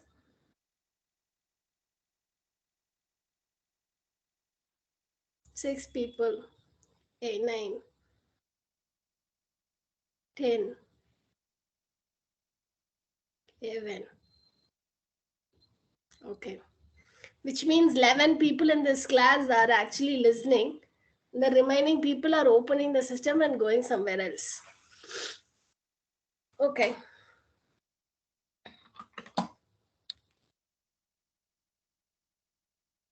So we have an image segmentation, and we have discussed the UNet architecture. We have discussed the metrics for image semantic segmentation, and we will be see you should pay attention to it, because I'm going to give you a couple of competitions for the lunch after the lunch break. See, the lunch break is from 1 to 2, right? So 1 to 2 lunch break, but from 1 p.m. to 2 p.m. 1 to 2, after 2 to 3 p.m. you will be working on a couple of use cases on your own. So I'll ask people to share screen and ask me to explain code. You have to do it. So one of the use cases which you will be working on is Again, healthcare, I will be covering some healthcare use case, pneumothorax segmentation and ultrasound nerve segmentation. These are the use cases which you will be working on, which is you don't have to write any line of code. I'll just share some sample notebooks which you just have to explain me. I'll ask randomly people, I'll ask them, you will have to share the screen and you have to explain me the code. Code explanation means, see, most of you are programmers, Java programmers, .NET programmers, and all that. So, do you sit and write every line of code at your work? I'm just curious. Can any of the programmers tell me, like, how do you code at work? So, do you sit and type every line of code, or you just copy reusable functions across projects, cut, copy, paste, or how do you code? Mostly we reuse existing code. Yeah, certain things, new things comes, you Google out how to do this, take some block of code and you put it, right? So you basically need to know, you don't have to explain every line of code to me. I'm not asking, that is impossible also. What I'm asking you to do is, I'll give you a couple of use cases. 2 p.m. the break ends. From 2 to 3 p.m. all of you will be working on those two use cases. Or two use cases in 1 hour is difficult. I'm giving you two use cases, which is pneumothorax segmentation and ultrasound nerve segmentation. Whichever you like, you choose among these two. I'll ask 2, 3 people in the class to explain. So, what kind of explanation you need to give is not explain every line of code. Okay, here we are doing len of o dot list directory. What list directory does, what this does, length does, that line I don't want to explain. If you just see a paragraph, what this paragraph does, that's it. Here, just you just have to say in this paragraph, I'm just appending the ID and corresponding car path. That's it. This contains ID and the corresponding mask path. And now what I'm doing is, I'm going to add up and in a single data frame, I'm just going to bring the corresponding data path or mask path. That kind of explanation is enough. You don't have to explain every line of code. Okay, what does this function do? This function does augmentation. This is a pre-processing function where I'm normalizing this. So that kind of an understanding is enough, because in data science also, you don't type, nobody types every line of code. Cross competitions from Kaggle, from GitHub repository, you can cut, copy, paste. Even utility functions, there are too many repositories for data science, where you don't have to write most of the functions which you require. You'll be able to get from already existing functions, you can reuse. So you just try to understand what each block of code does. And while explaining, you just explain this block of code here, it does augmentation, basic things you should be able to understand. So here, create data set. So by now you should all be familiar with TF data. I think for the last two use cases, we have discussed TF data. So what it does. And then, here you're trying to visualize an image. And then this is the model. So the basic things is what I want you to explain when I ask questions. So if you can complete both use cases in 1 hour, that kind of explanation, that's great. Otherwise, you choose, both are healthcare. This is chest x-rays, this is ultrasound images, nerve structures. So you can choose one of the use cases. Unit also you can explain. There are multiple architectures out there. You can take some architectures and you can explain. I'll share some sample codes and keras. And if you prefer PyTorch, you'll find sample codes in PyTorch. You don't have to sit and write. You can take one of the notebooks from the existing thing and you can just explain. So this is what you will do for 1 hour. I think by now, we had first two sessions in image classification, object segment, what is it, object detection and all. We discussed TensorFlow, we discussed Keras, we discussed TPU, TF data, how to get the image, how to do visualization, pre-processing, and all this we have discussed for the last 2 days, two sessions. So at this point of time, all of you should be familiar with coding, code reading. Code reading is, I'm not asking you to explain each line of code. What that code paragraph does, if you know, that is more than enough. So while you are developing an application end to end, you will know which notebook to go and refer and cut, crop which paragraph and come and build a pipeline. That much you will be able to understand. So that is what I'll be looking at in today's afternoon session. So 2 to 3 p.m. you have two use cases which will be given to you. Go through the sample notebooks, and I'll give you some sample notebooks, or if you want to, if you're comfortable with PyTorch, and you want to explain in PyTorch, that's completely fine. But I'll share some sample notebooks in Keras for you to go through. There are plenty of notebooks around, some 500, 700 notebooks are there. You can choose any notebook. I'll suggest some notebooks, go through the piece of code, understand what it does, and I'll randomly ask 5 people to share your screen and explain. So you have a couple of use cases from healthcare. This will happen in the afternoon. And for now, I'm going to take a couple of use cases and I'm going to explain it. So let's see, I'm going to use TensorFlow Keras.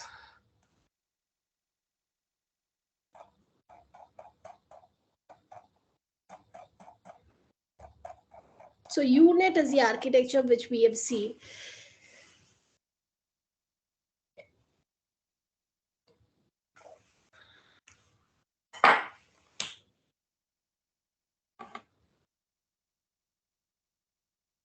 So UNet architecture is, so you have the libraries, this notebook which I'm describing, I've shared in the chat window as well.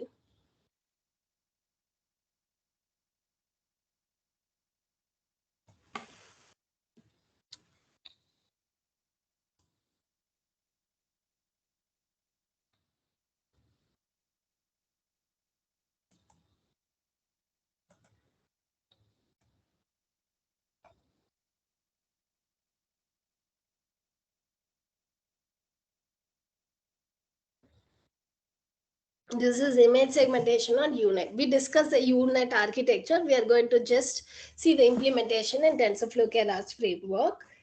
So this is importing the basic libraries. Then for this particular competition, we are making the data.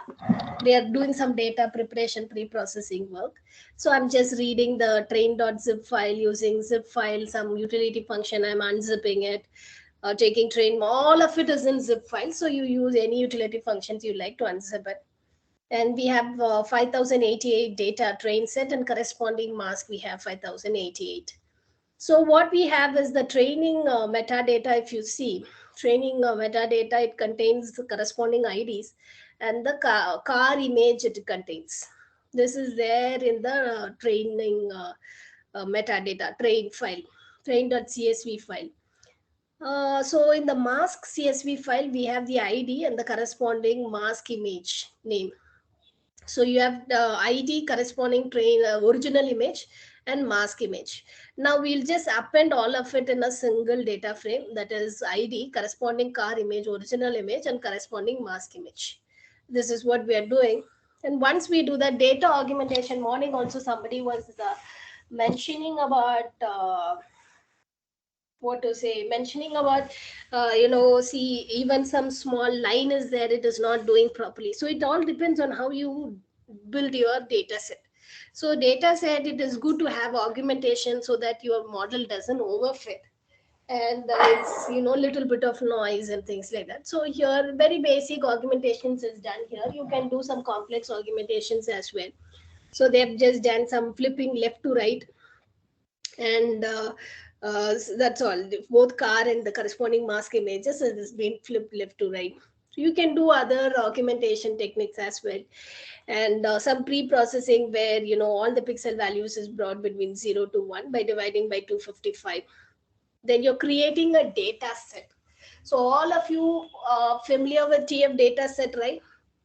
How many of you can remember what is tf.data API, which has tf.data set? How many of you can remember from the image classification, object detection classes? By now you should be thorough with that. tf.data API, how many of you are aware, can remember?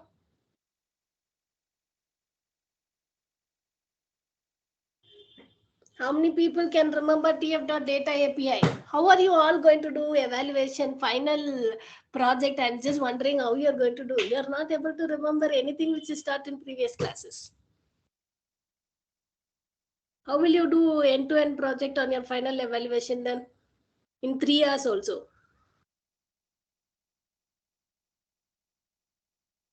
I remember it is Open API. You remember who's speaking in this? Shivpriya, okay. So Yeah. okay. All right, thanks. So now Let's go back to the segmentation. So I'm using tf.data API of TensorFlow. I'm creating a data set. The reason why you have tf.data API is once you create into an abstraction format, which is tf.data.dataset format, which is an abstraction of tf.data. This format, this API has got so many utility functions which you can make use of. It has functions like map, shuffle, and many functions it has got. So you can make use of all these functions. So TF data dot data set, I'm creating into tf dot data dot data set, and then I can ask all these utility functions and use all these utility functions, map this and all. So then once I create into tf dot data data set, I can use any utility functions of tf dot data API. Next, I'm using scikit-learn package to split my data set into training and validation data set. So now I'll split it. Once I split it, so tf.data API has got shuffle, pre-batch. There's several functions which comes under tf.data API. It saves you a lot of time. You don't have to sit and write utility functions for all performing all these tasks. You can just visualize an image and the corresponding mask. So this is an image, the corresponding mask will look like. So you are supposed to just highlight the car and the remaining area. So this is the mask image segmentation task which you are asked to perform.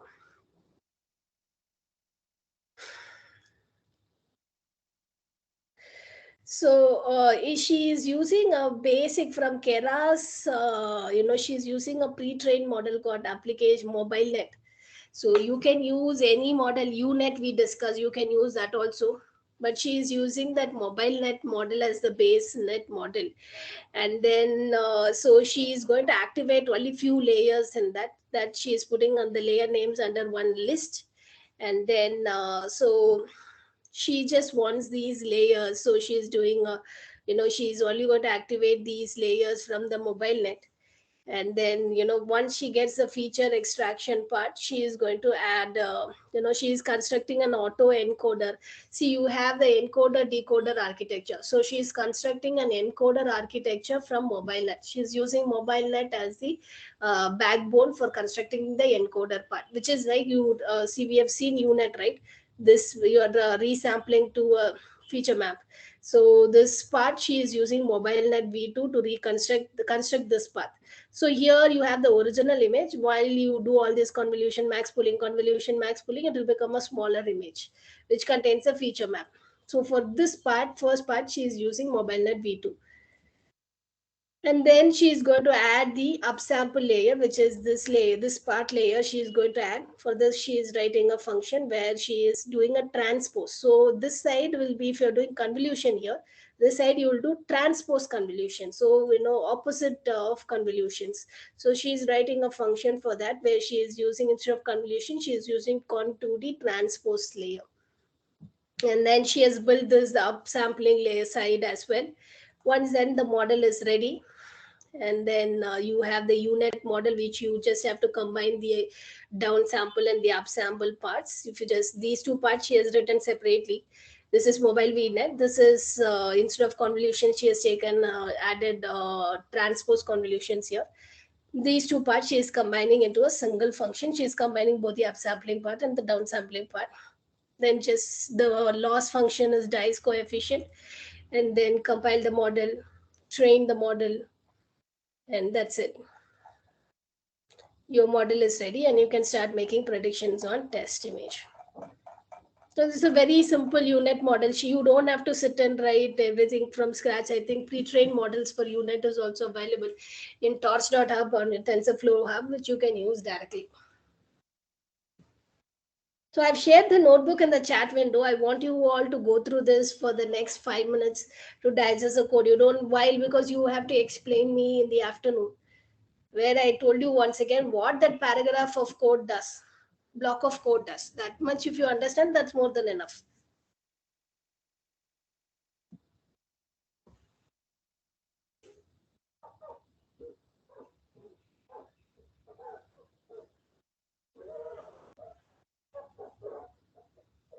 Now it is 12:13. We'll be covering another use case. So till 1 o'clock, we'll be covering a couple of use cases for the Kaggle competition for the semantic segmentations. So I want you all to understand this use case, and there's one more use case we'll be covering. One question I have. Mhm. So in the notebook, we are extracting the car IDs and we are also extracting the mask path. And just wanted to confirm these two are in order. I mean, so then we are combining both of these data frames. No, this is only a metadata which we are combining. Right? We are not combining the data frame. The data is in the image file. That is what you will use for training. That's a meta. That's a CSV files are also there in the data, right? She is only Right. doing the CSV file thing. CSV files is there. But this is mask. This is an image. No, I Training mean, data is an uh, image. You uh, also have CSV file. CSV so, file, it combines which image ID corresponding original image corresponding mask image. okay. That is only a data frame which is getting created. Pandas data frame. That is not used for training. So that is being used later for this. Because you need to maintain that, see, for this particular image, corresponding mask, you need that, right? For that, Yes. you she's combining. But the training, you actually train the corresponding image and the corresponding mask. That is what is being trained. Okay. Not the data frame. You're training the images and the corresponding. For every image in the data frame, you will go and fetch. For every row in the data frame, you will go and fetch the corresponding training data, corresponding original image, and you will also fetch the corresponding mask, and then you will use that as a label and train like that you will do. Yep. So in the what is that? The 6 number the frame. Uh, we are preparing the data with a data frame which contains the car IDs, then the mask path, Yeah. and then fetching each row from the data frame and preparing the data set, taking out the slices. So my question was that the car ID and the mask path, they are in order, that first row, I mean the first car, it belongs to the first mask path, and the second car ID belongs to second mask path, and so on. Yeah, it is in order. So see, you have an ID column, which is a primary key for merging these two data frames.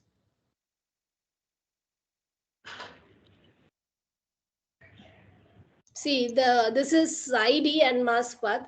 This is ID and car path. So how Yes. you are combining these two based on ID only, right? The corresponding car and the mask. Okay.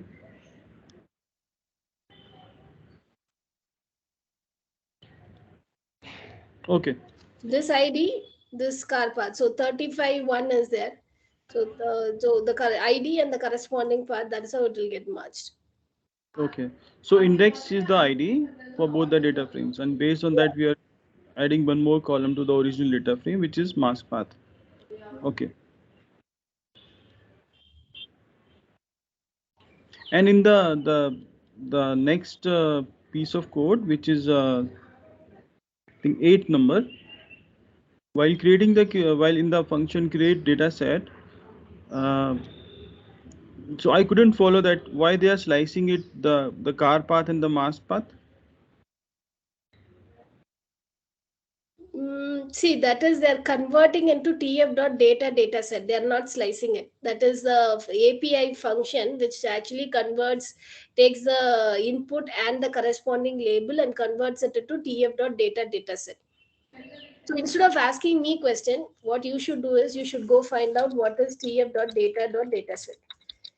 First understand tf.data API, which is to the original documentation. You understand what does this do, represents. This is what tf dot, it supports a descriptive and efficient input pipeline, so it creates an input pipeline. So it takes a corresponding image and the label of the image is the mask, so it will take these two and it will convert, create tf dot data dot data set, which comes under tf dot data API. So when you create this tf dot data data set, you will be getting access to all of the utility functions which is present in tf.data API. That is what I have been repeating from the day 1, day 2, and the day 3. At least I would have told 20-25 times. So this is the particular function which does that. So this is a API, and when you call from tensor slices, this is actually take the image and the corresponding label, convert it into a tf.data set. So every line of code, there will be a lot of functions which, every line of code you should, if you don't understand a particular piece of code, go to Google and then find out what that particular function does. Or if it is a TensorFlow piece of code, then you'll have to go to TensorFlow documentation and then find out. Even I may not remember every function which is there in TensorFlow. Even I cannot. I use TensorFlow a lot. Then even I don't know every function which is there in TensorFlow. Even I'll not be know. If I don't know any, when I look through some code and if I don't understand a particular function, you'll have to go to the TensorFlow documentation and you'll have to find out. So this is part where they're creating tf.data.dataset, which is actually an abstraction in tf.data API. tf.data API is used for creating efficient input pipelines. So from tensor slices is a method which takes the image and the corresponding label and converts it into a tf.data dataset object. Once you use that, you will be getting access to all this tf.data input, functions like map, then here shuffle and all. They are using pre-batch. All these are functions, utility functions from tf.data API. So you don't have to sit and write manual code for doing map. This itself will do the map. So what this map function does, it takes pre-processing. So pre-processing is this function. It takes every element of the corresponding image and the mask. It does pre-processing on that. Why map function we use? Normal Python also you have map function. Why you use every element in the list? It will take and it will apply some function on it, right? Same way TensorFlow data.dataset also has an utility function called map. It will take every element of the image and apply the transformation. So code, if I explain every line of code, then what is it you are doing? You will have to improve your coding skills. Sit and go through, find out how to, identify what a particular piece of code does, how to go and read through documentations, understand. That is something which you have to do.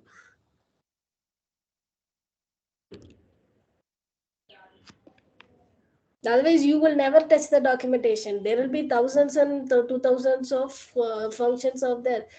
No instructor or even the inside the TensorFlow team also, they'll not be knowing everything. You will have to go through Google documentation and understand what it is. So tf.data.dataset has been something which I've been telling from the first day, from the image segment, image classification thing. So, and comes under tf.data.datasets, comes under tf.data API. It's an API which is used for building efficient input pipelines.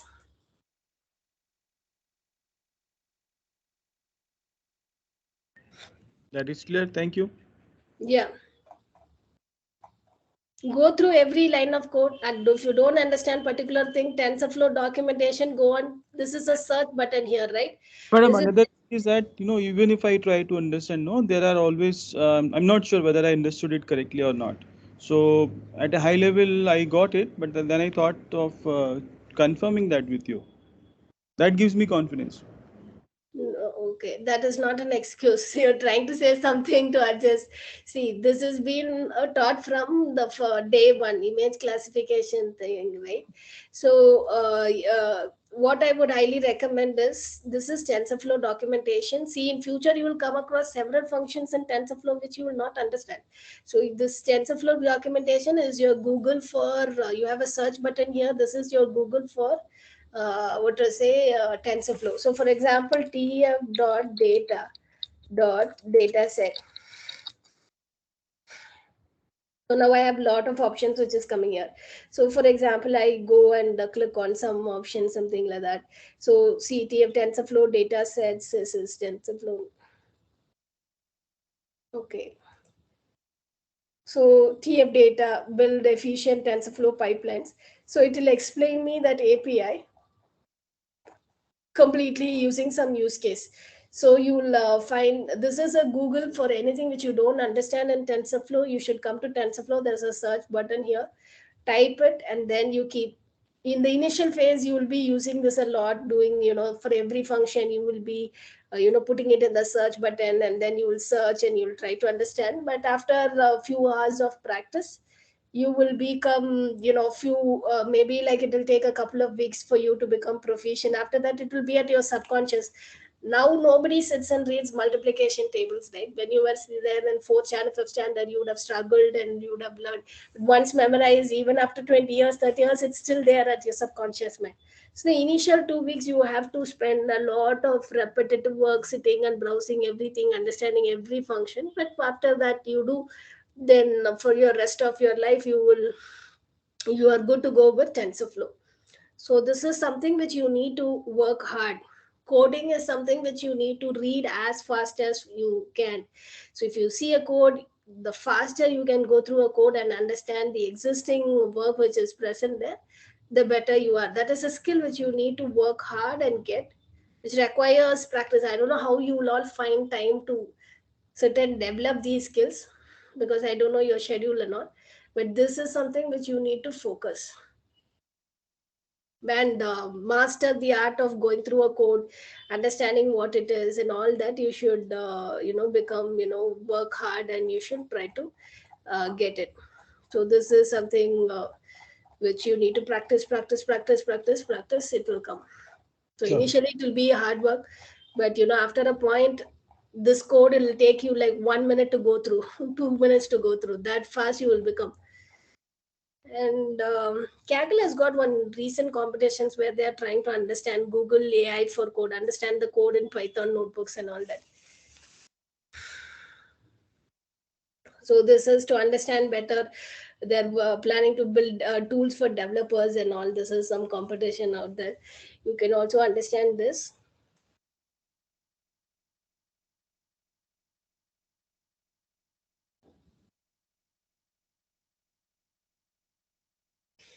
Go through this unit till you have 4 more minutes. Go through it. We will be looking at another use case, TGS salt identification.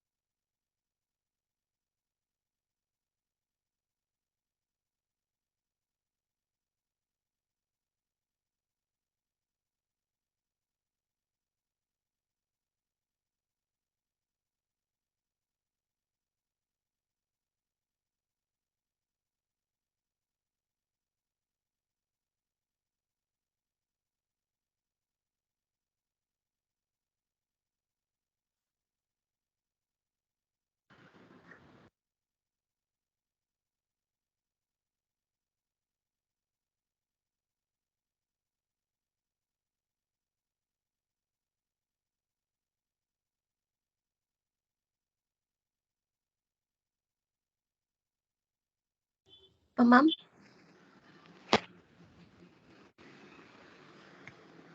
Yeah, 1 minute.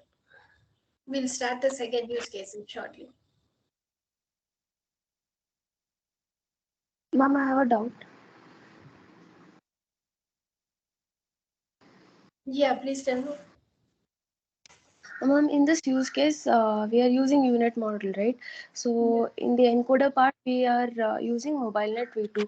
So how are the skip connections handled in such cases? We have to check.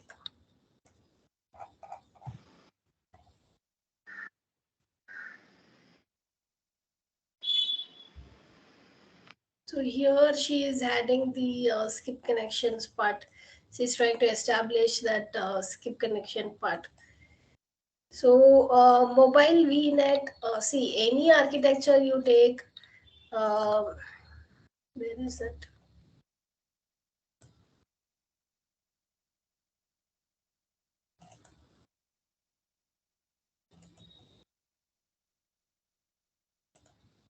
So any architecture you take, see this backbone right now. I'm going through another use case that RESTnet is being used instead of mobile VNet. So whatever architecture you want, you place it here. And what you have to do is the opposite of that is what you're going to place on the other side of the V. Instead of convolution in each of these operations, you will be constructing a transpose convolutional box. So she'll take this layer and the corresponding layer and she's adding a skip connection here. So irrespective of whatever it is, whether you're placing mobile VNet, instead of that in this TGS example, the notebook which I went through, they are using ResNet 34 instead of MobileNet V2. Whatever you're doing, you're just constructing similar blocks here. So for this, you'll be starting here for this similar kind of thing, except the convolutions here will be replaced by transpose convolutions. For that you have Keras API to build transpose convolutions. You don't have to write any code from scratch. Instead of con 2D, you're calling transpose 2D, con transpose 2D. And so that way you will be building whatever you're building this side, you will be building it up like this in the upsample layer. And then in the wide, then you will have a final unit class. This is she is building, she is using the mobile VNet architecture, creating the downsample part. Then upsample part, she is using that and creating the other side. Then finally she has written one class functions where she is combining everything. So here, she is doing the skip connection. She's taking that corresponding parts and she is adding the skip connections. So upsampling and establishing the skip connections.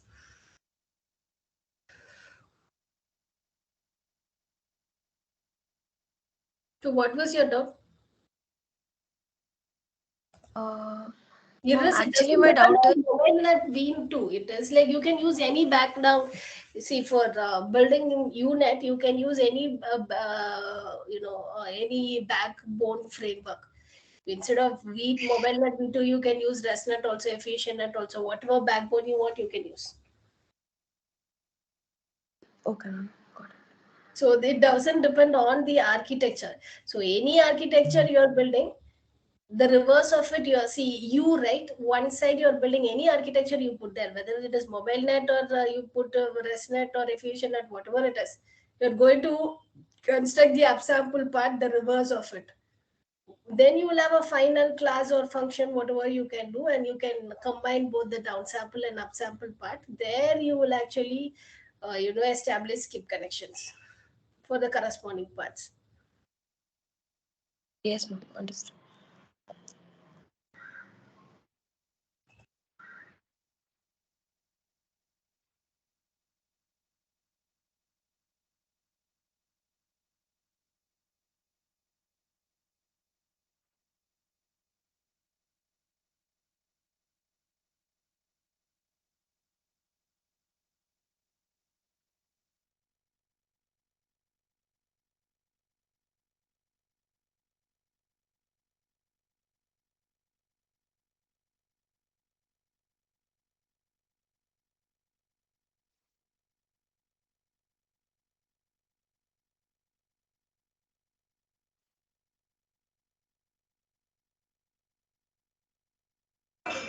Ma'am, one question.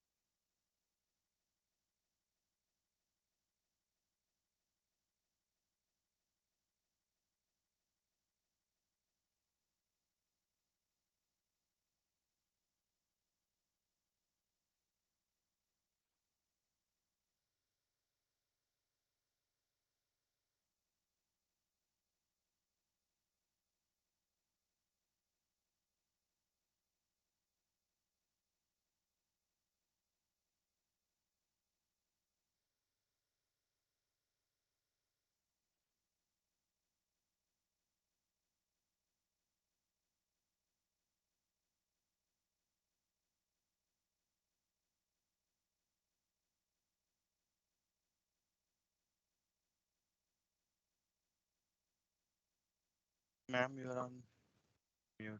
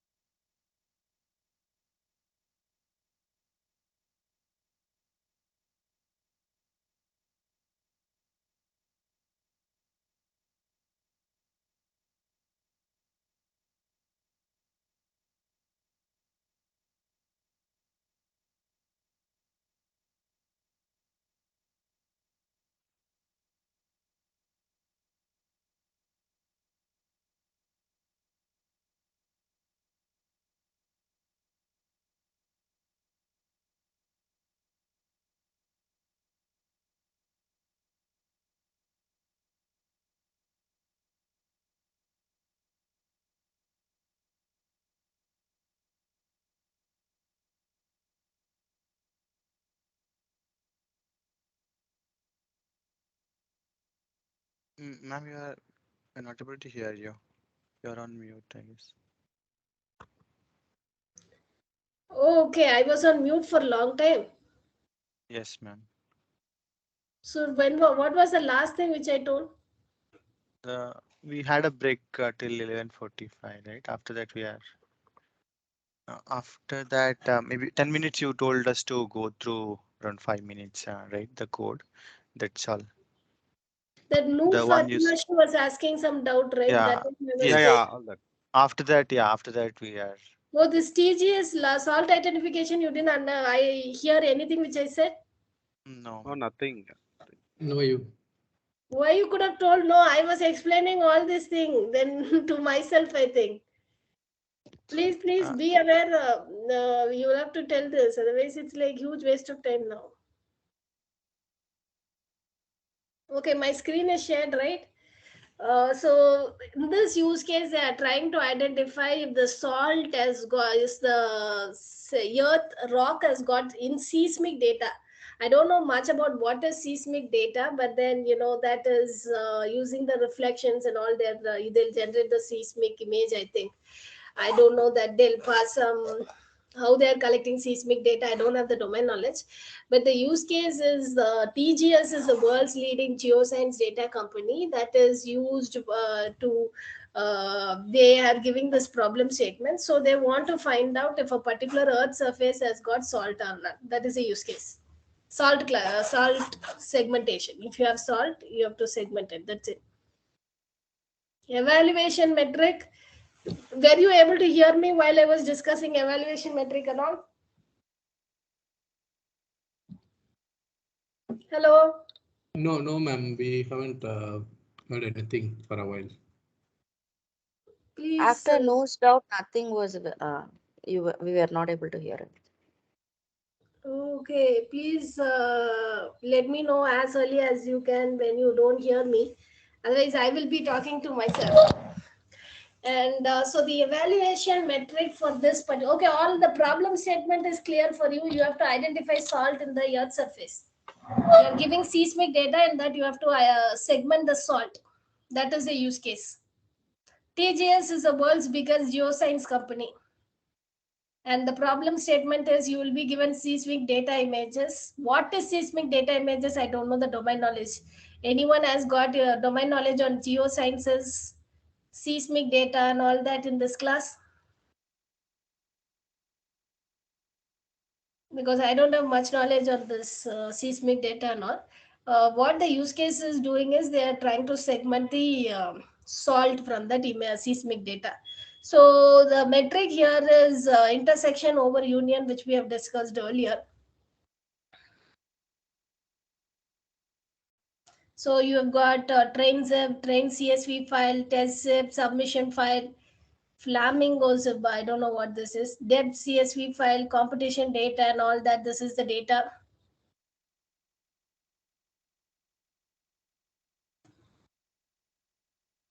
So the data is having images which is 101 into 101 pixels each, and you have to classify whether each pixel is a salt or a sediment. Okay, seismic images, the depth of the image location is provided by for each image. We are using seismic image, not normal image. I don't have much knowledge on seismic image. You can Google it out and try to understand more about it. So the goal of the competition is to sediment regions that contain salt. Seismic data is collected using reflection seismology or seismic reflection. Okay. The method requires controlled seismic source of energy such as compressed air or a seismic vibrator, and sensors record the reflection from the rock interfaces with the subsurface. The recorded data is then processed to create 3D view of the Earth's interior. Reflection seismology is similar to X-ray sonar. It is similar to X-rays where you pass the light and then, based on the reflection, you generate the image. That is what the paragraph says. So you pass a controlled seismic source of energy, where it can be an air or a seismic vibrator, whatever it is generated. That energy, if you pass on a rock, the rock will have the reflection. That reflection is recorded, and image is constructed from that. That is how the seismic data images are created. Similar to X-ray, but for Earth surface. Seismic image is produced from the imaging, the reflection which coming from the rock boundaries. Seismic images shows the boundaries between different rock types. In theory, the strength of the reflection is directly proportional to difference in physical properties on either sides of the interface. While seismic images shows rock boundaries, they don't say much about the rocks themselves. Some rocks are easy to identify while some are difficult. Okay. There are several types of the world, areas of world where vast quantities of salt is in the subsurface. One of the challenges of seismic imaging is to identify the part of the subsurface which is salt. Salt has characteristic that makes it both simple and hard to identify. Salt density is 2.5 something, which is lower than other rocks. How do you differentiate salt and the other rocks? The density is very different, and the velocity also is very different. Difference creates a sharp reflection at the salt sediment surface. Usually, salt is an amorphous rock without much internal structure. This means that there is typically not much reflectivity inside the salt unless there are sediments trapped inside it. High seismic velocity of salt can create problems with seismic imaging. Okay, whatever it is, the use case is your seismic data, additional domain knowledge, and all. You can learn it by yourself. You can Google it out, and you will be able to understand how exactly the seismic data is created. They are mentioning in that paragraph that it is similar to X-ray, how they pass some ray of light and then generate an image in X-ray. Similar to that, some compressed air is passed, and then the rocks actually give back reflections. That reflections is converted into a seismic data image. So from that seismic data image, we have to classify which is salt and which is not salt. So that is what is the problem statement. So in 5 minutes, I don't want to cover the code part. I am also trying to find out some simpler code part for this use case, which I can use for teaching. So the use case, I'll be, after the break, I will be covering the salt identification. I'll be covering one simple notebooks. After that, I will be, after completing the salt identification, you will be given somewhere between 1 to 1.5 hours.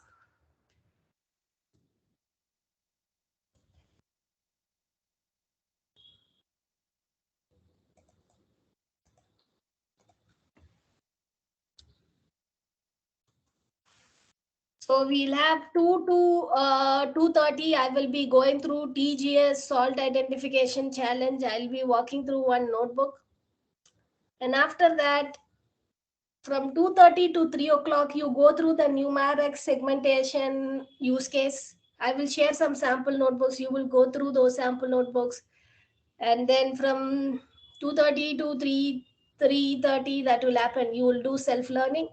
3:30 to 4 o'clock, we will have discussion. Some 5 people in the class, don't run away in the afternoon. I'll ask the 5 people to share your screen and explain me the code what you understood. And again, the second use case which we will be doing is ultrasound nerve segmentation. Again, I'll share some sample notebooks which you should go through, and then after 1 hour, I'll give for going through the notebooks.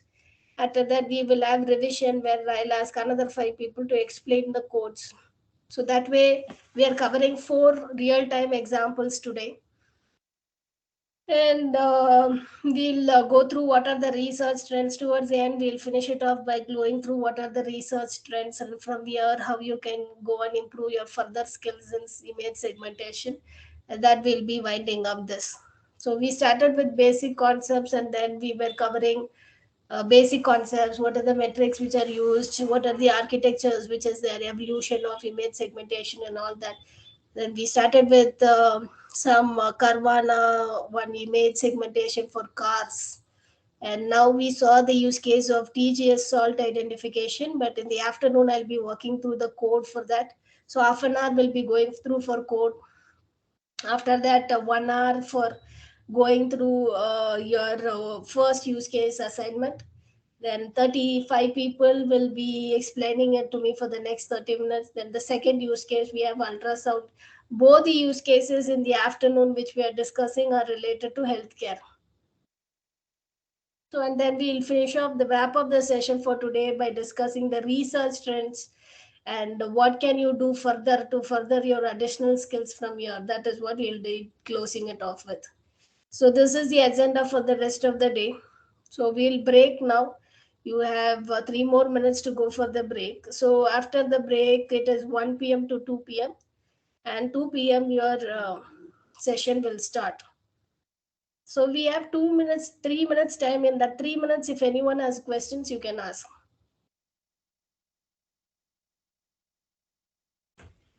Hello. Hello. Yeah, please tell me. Yeah, ma'am. Ma'am, I just want to. I'm unable to differentiate between this segmentation and classification. What's the difference between segmentation and classification, and what are the cases segmentation is required over classification problem? See, classification and segmentation are related in a way. So what in classification, one of the use cases which we saw on Tuesday, and the second class was we saw one melanoma classification, right? Mm. So if what you are doing is, if that particular image has got melanoma, then classify it as containing melanoma. If it does not have, you are classifying it as not melanoma. You are not classifying anywhere in the image. If that patch of melanoma is present, you will classify it as melanoma. Or in classification, if it is orange, if you have oranges and apples, you want to classify a particular orange image as orange and class image as class. So in classification, you are not classifying every pixel of image is belonging to a particular class. That you are not doing. If just that particular image which you are showing contains a certain pattern belonging to one class, classify the entire box as that class. But image segmentation, in single images, you have multiple objects, right? It is less classification of multiple objects within a single image is image segmentation. So image segmentation, your classification just classifying as one object or the other, right? But within a single image, You will have garden where oranges will be present, humans also will be present, umbrella also will be present, everything will be present. So you're segmenting every objects within a single image. That is what is image segmentation. But you can use image segmentations, in a way you can convert it into a classification problem as well. You can also frame a problem statement that if a particular image contains any image containing humans, it will be classified as human label. So you can convert image segmentation problem into classification as well. It's kind of related, but this is what you do. So you just basically classify as classes in an image classification problem, but in a segmentation problem within single image there'll be multiple objects. So you will be segmenting each and every pixel with which class of object it belongs to, that you will be classifying. Now you understood? Yeah, because and in Carvana dataset, because there are cars images, means single cars in one image, and we were using segmentation, but we can use classification for we can solve that thing No, as a we class. the use case you saw, that is why I'm spending some quite a significant amount of time reading out the use case. You saw that Carvana use case. Did you see that? Where is it, Carvana? Where Sorry. is that? Where is my Word doc I had given you, right? I'll take that Word doc.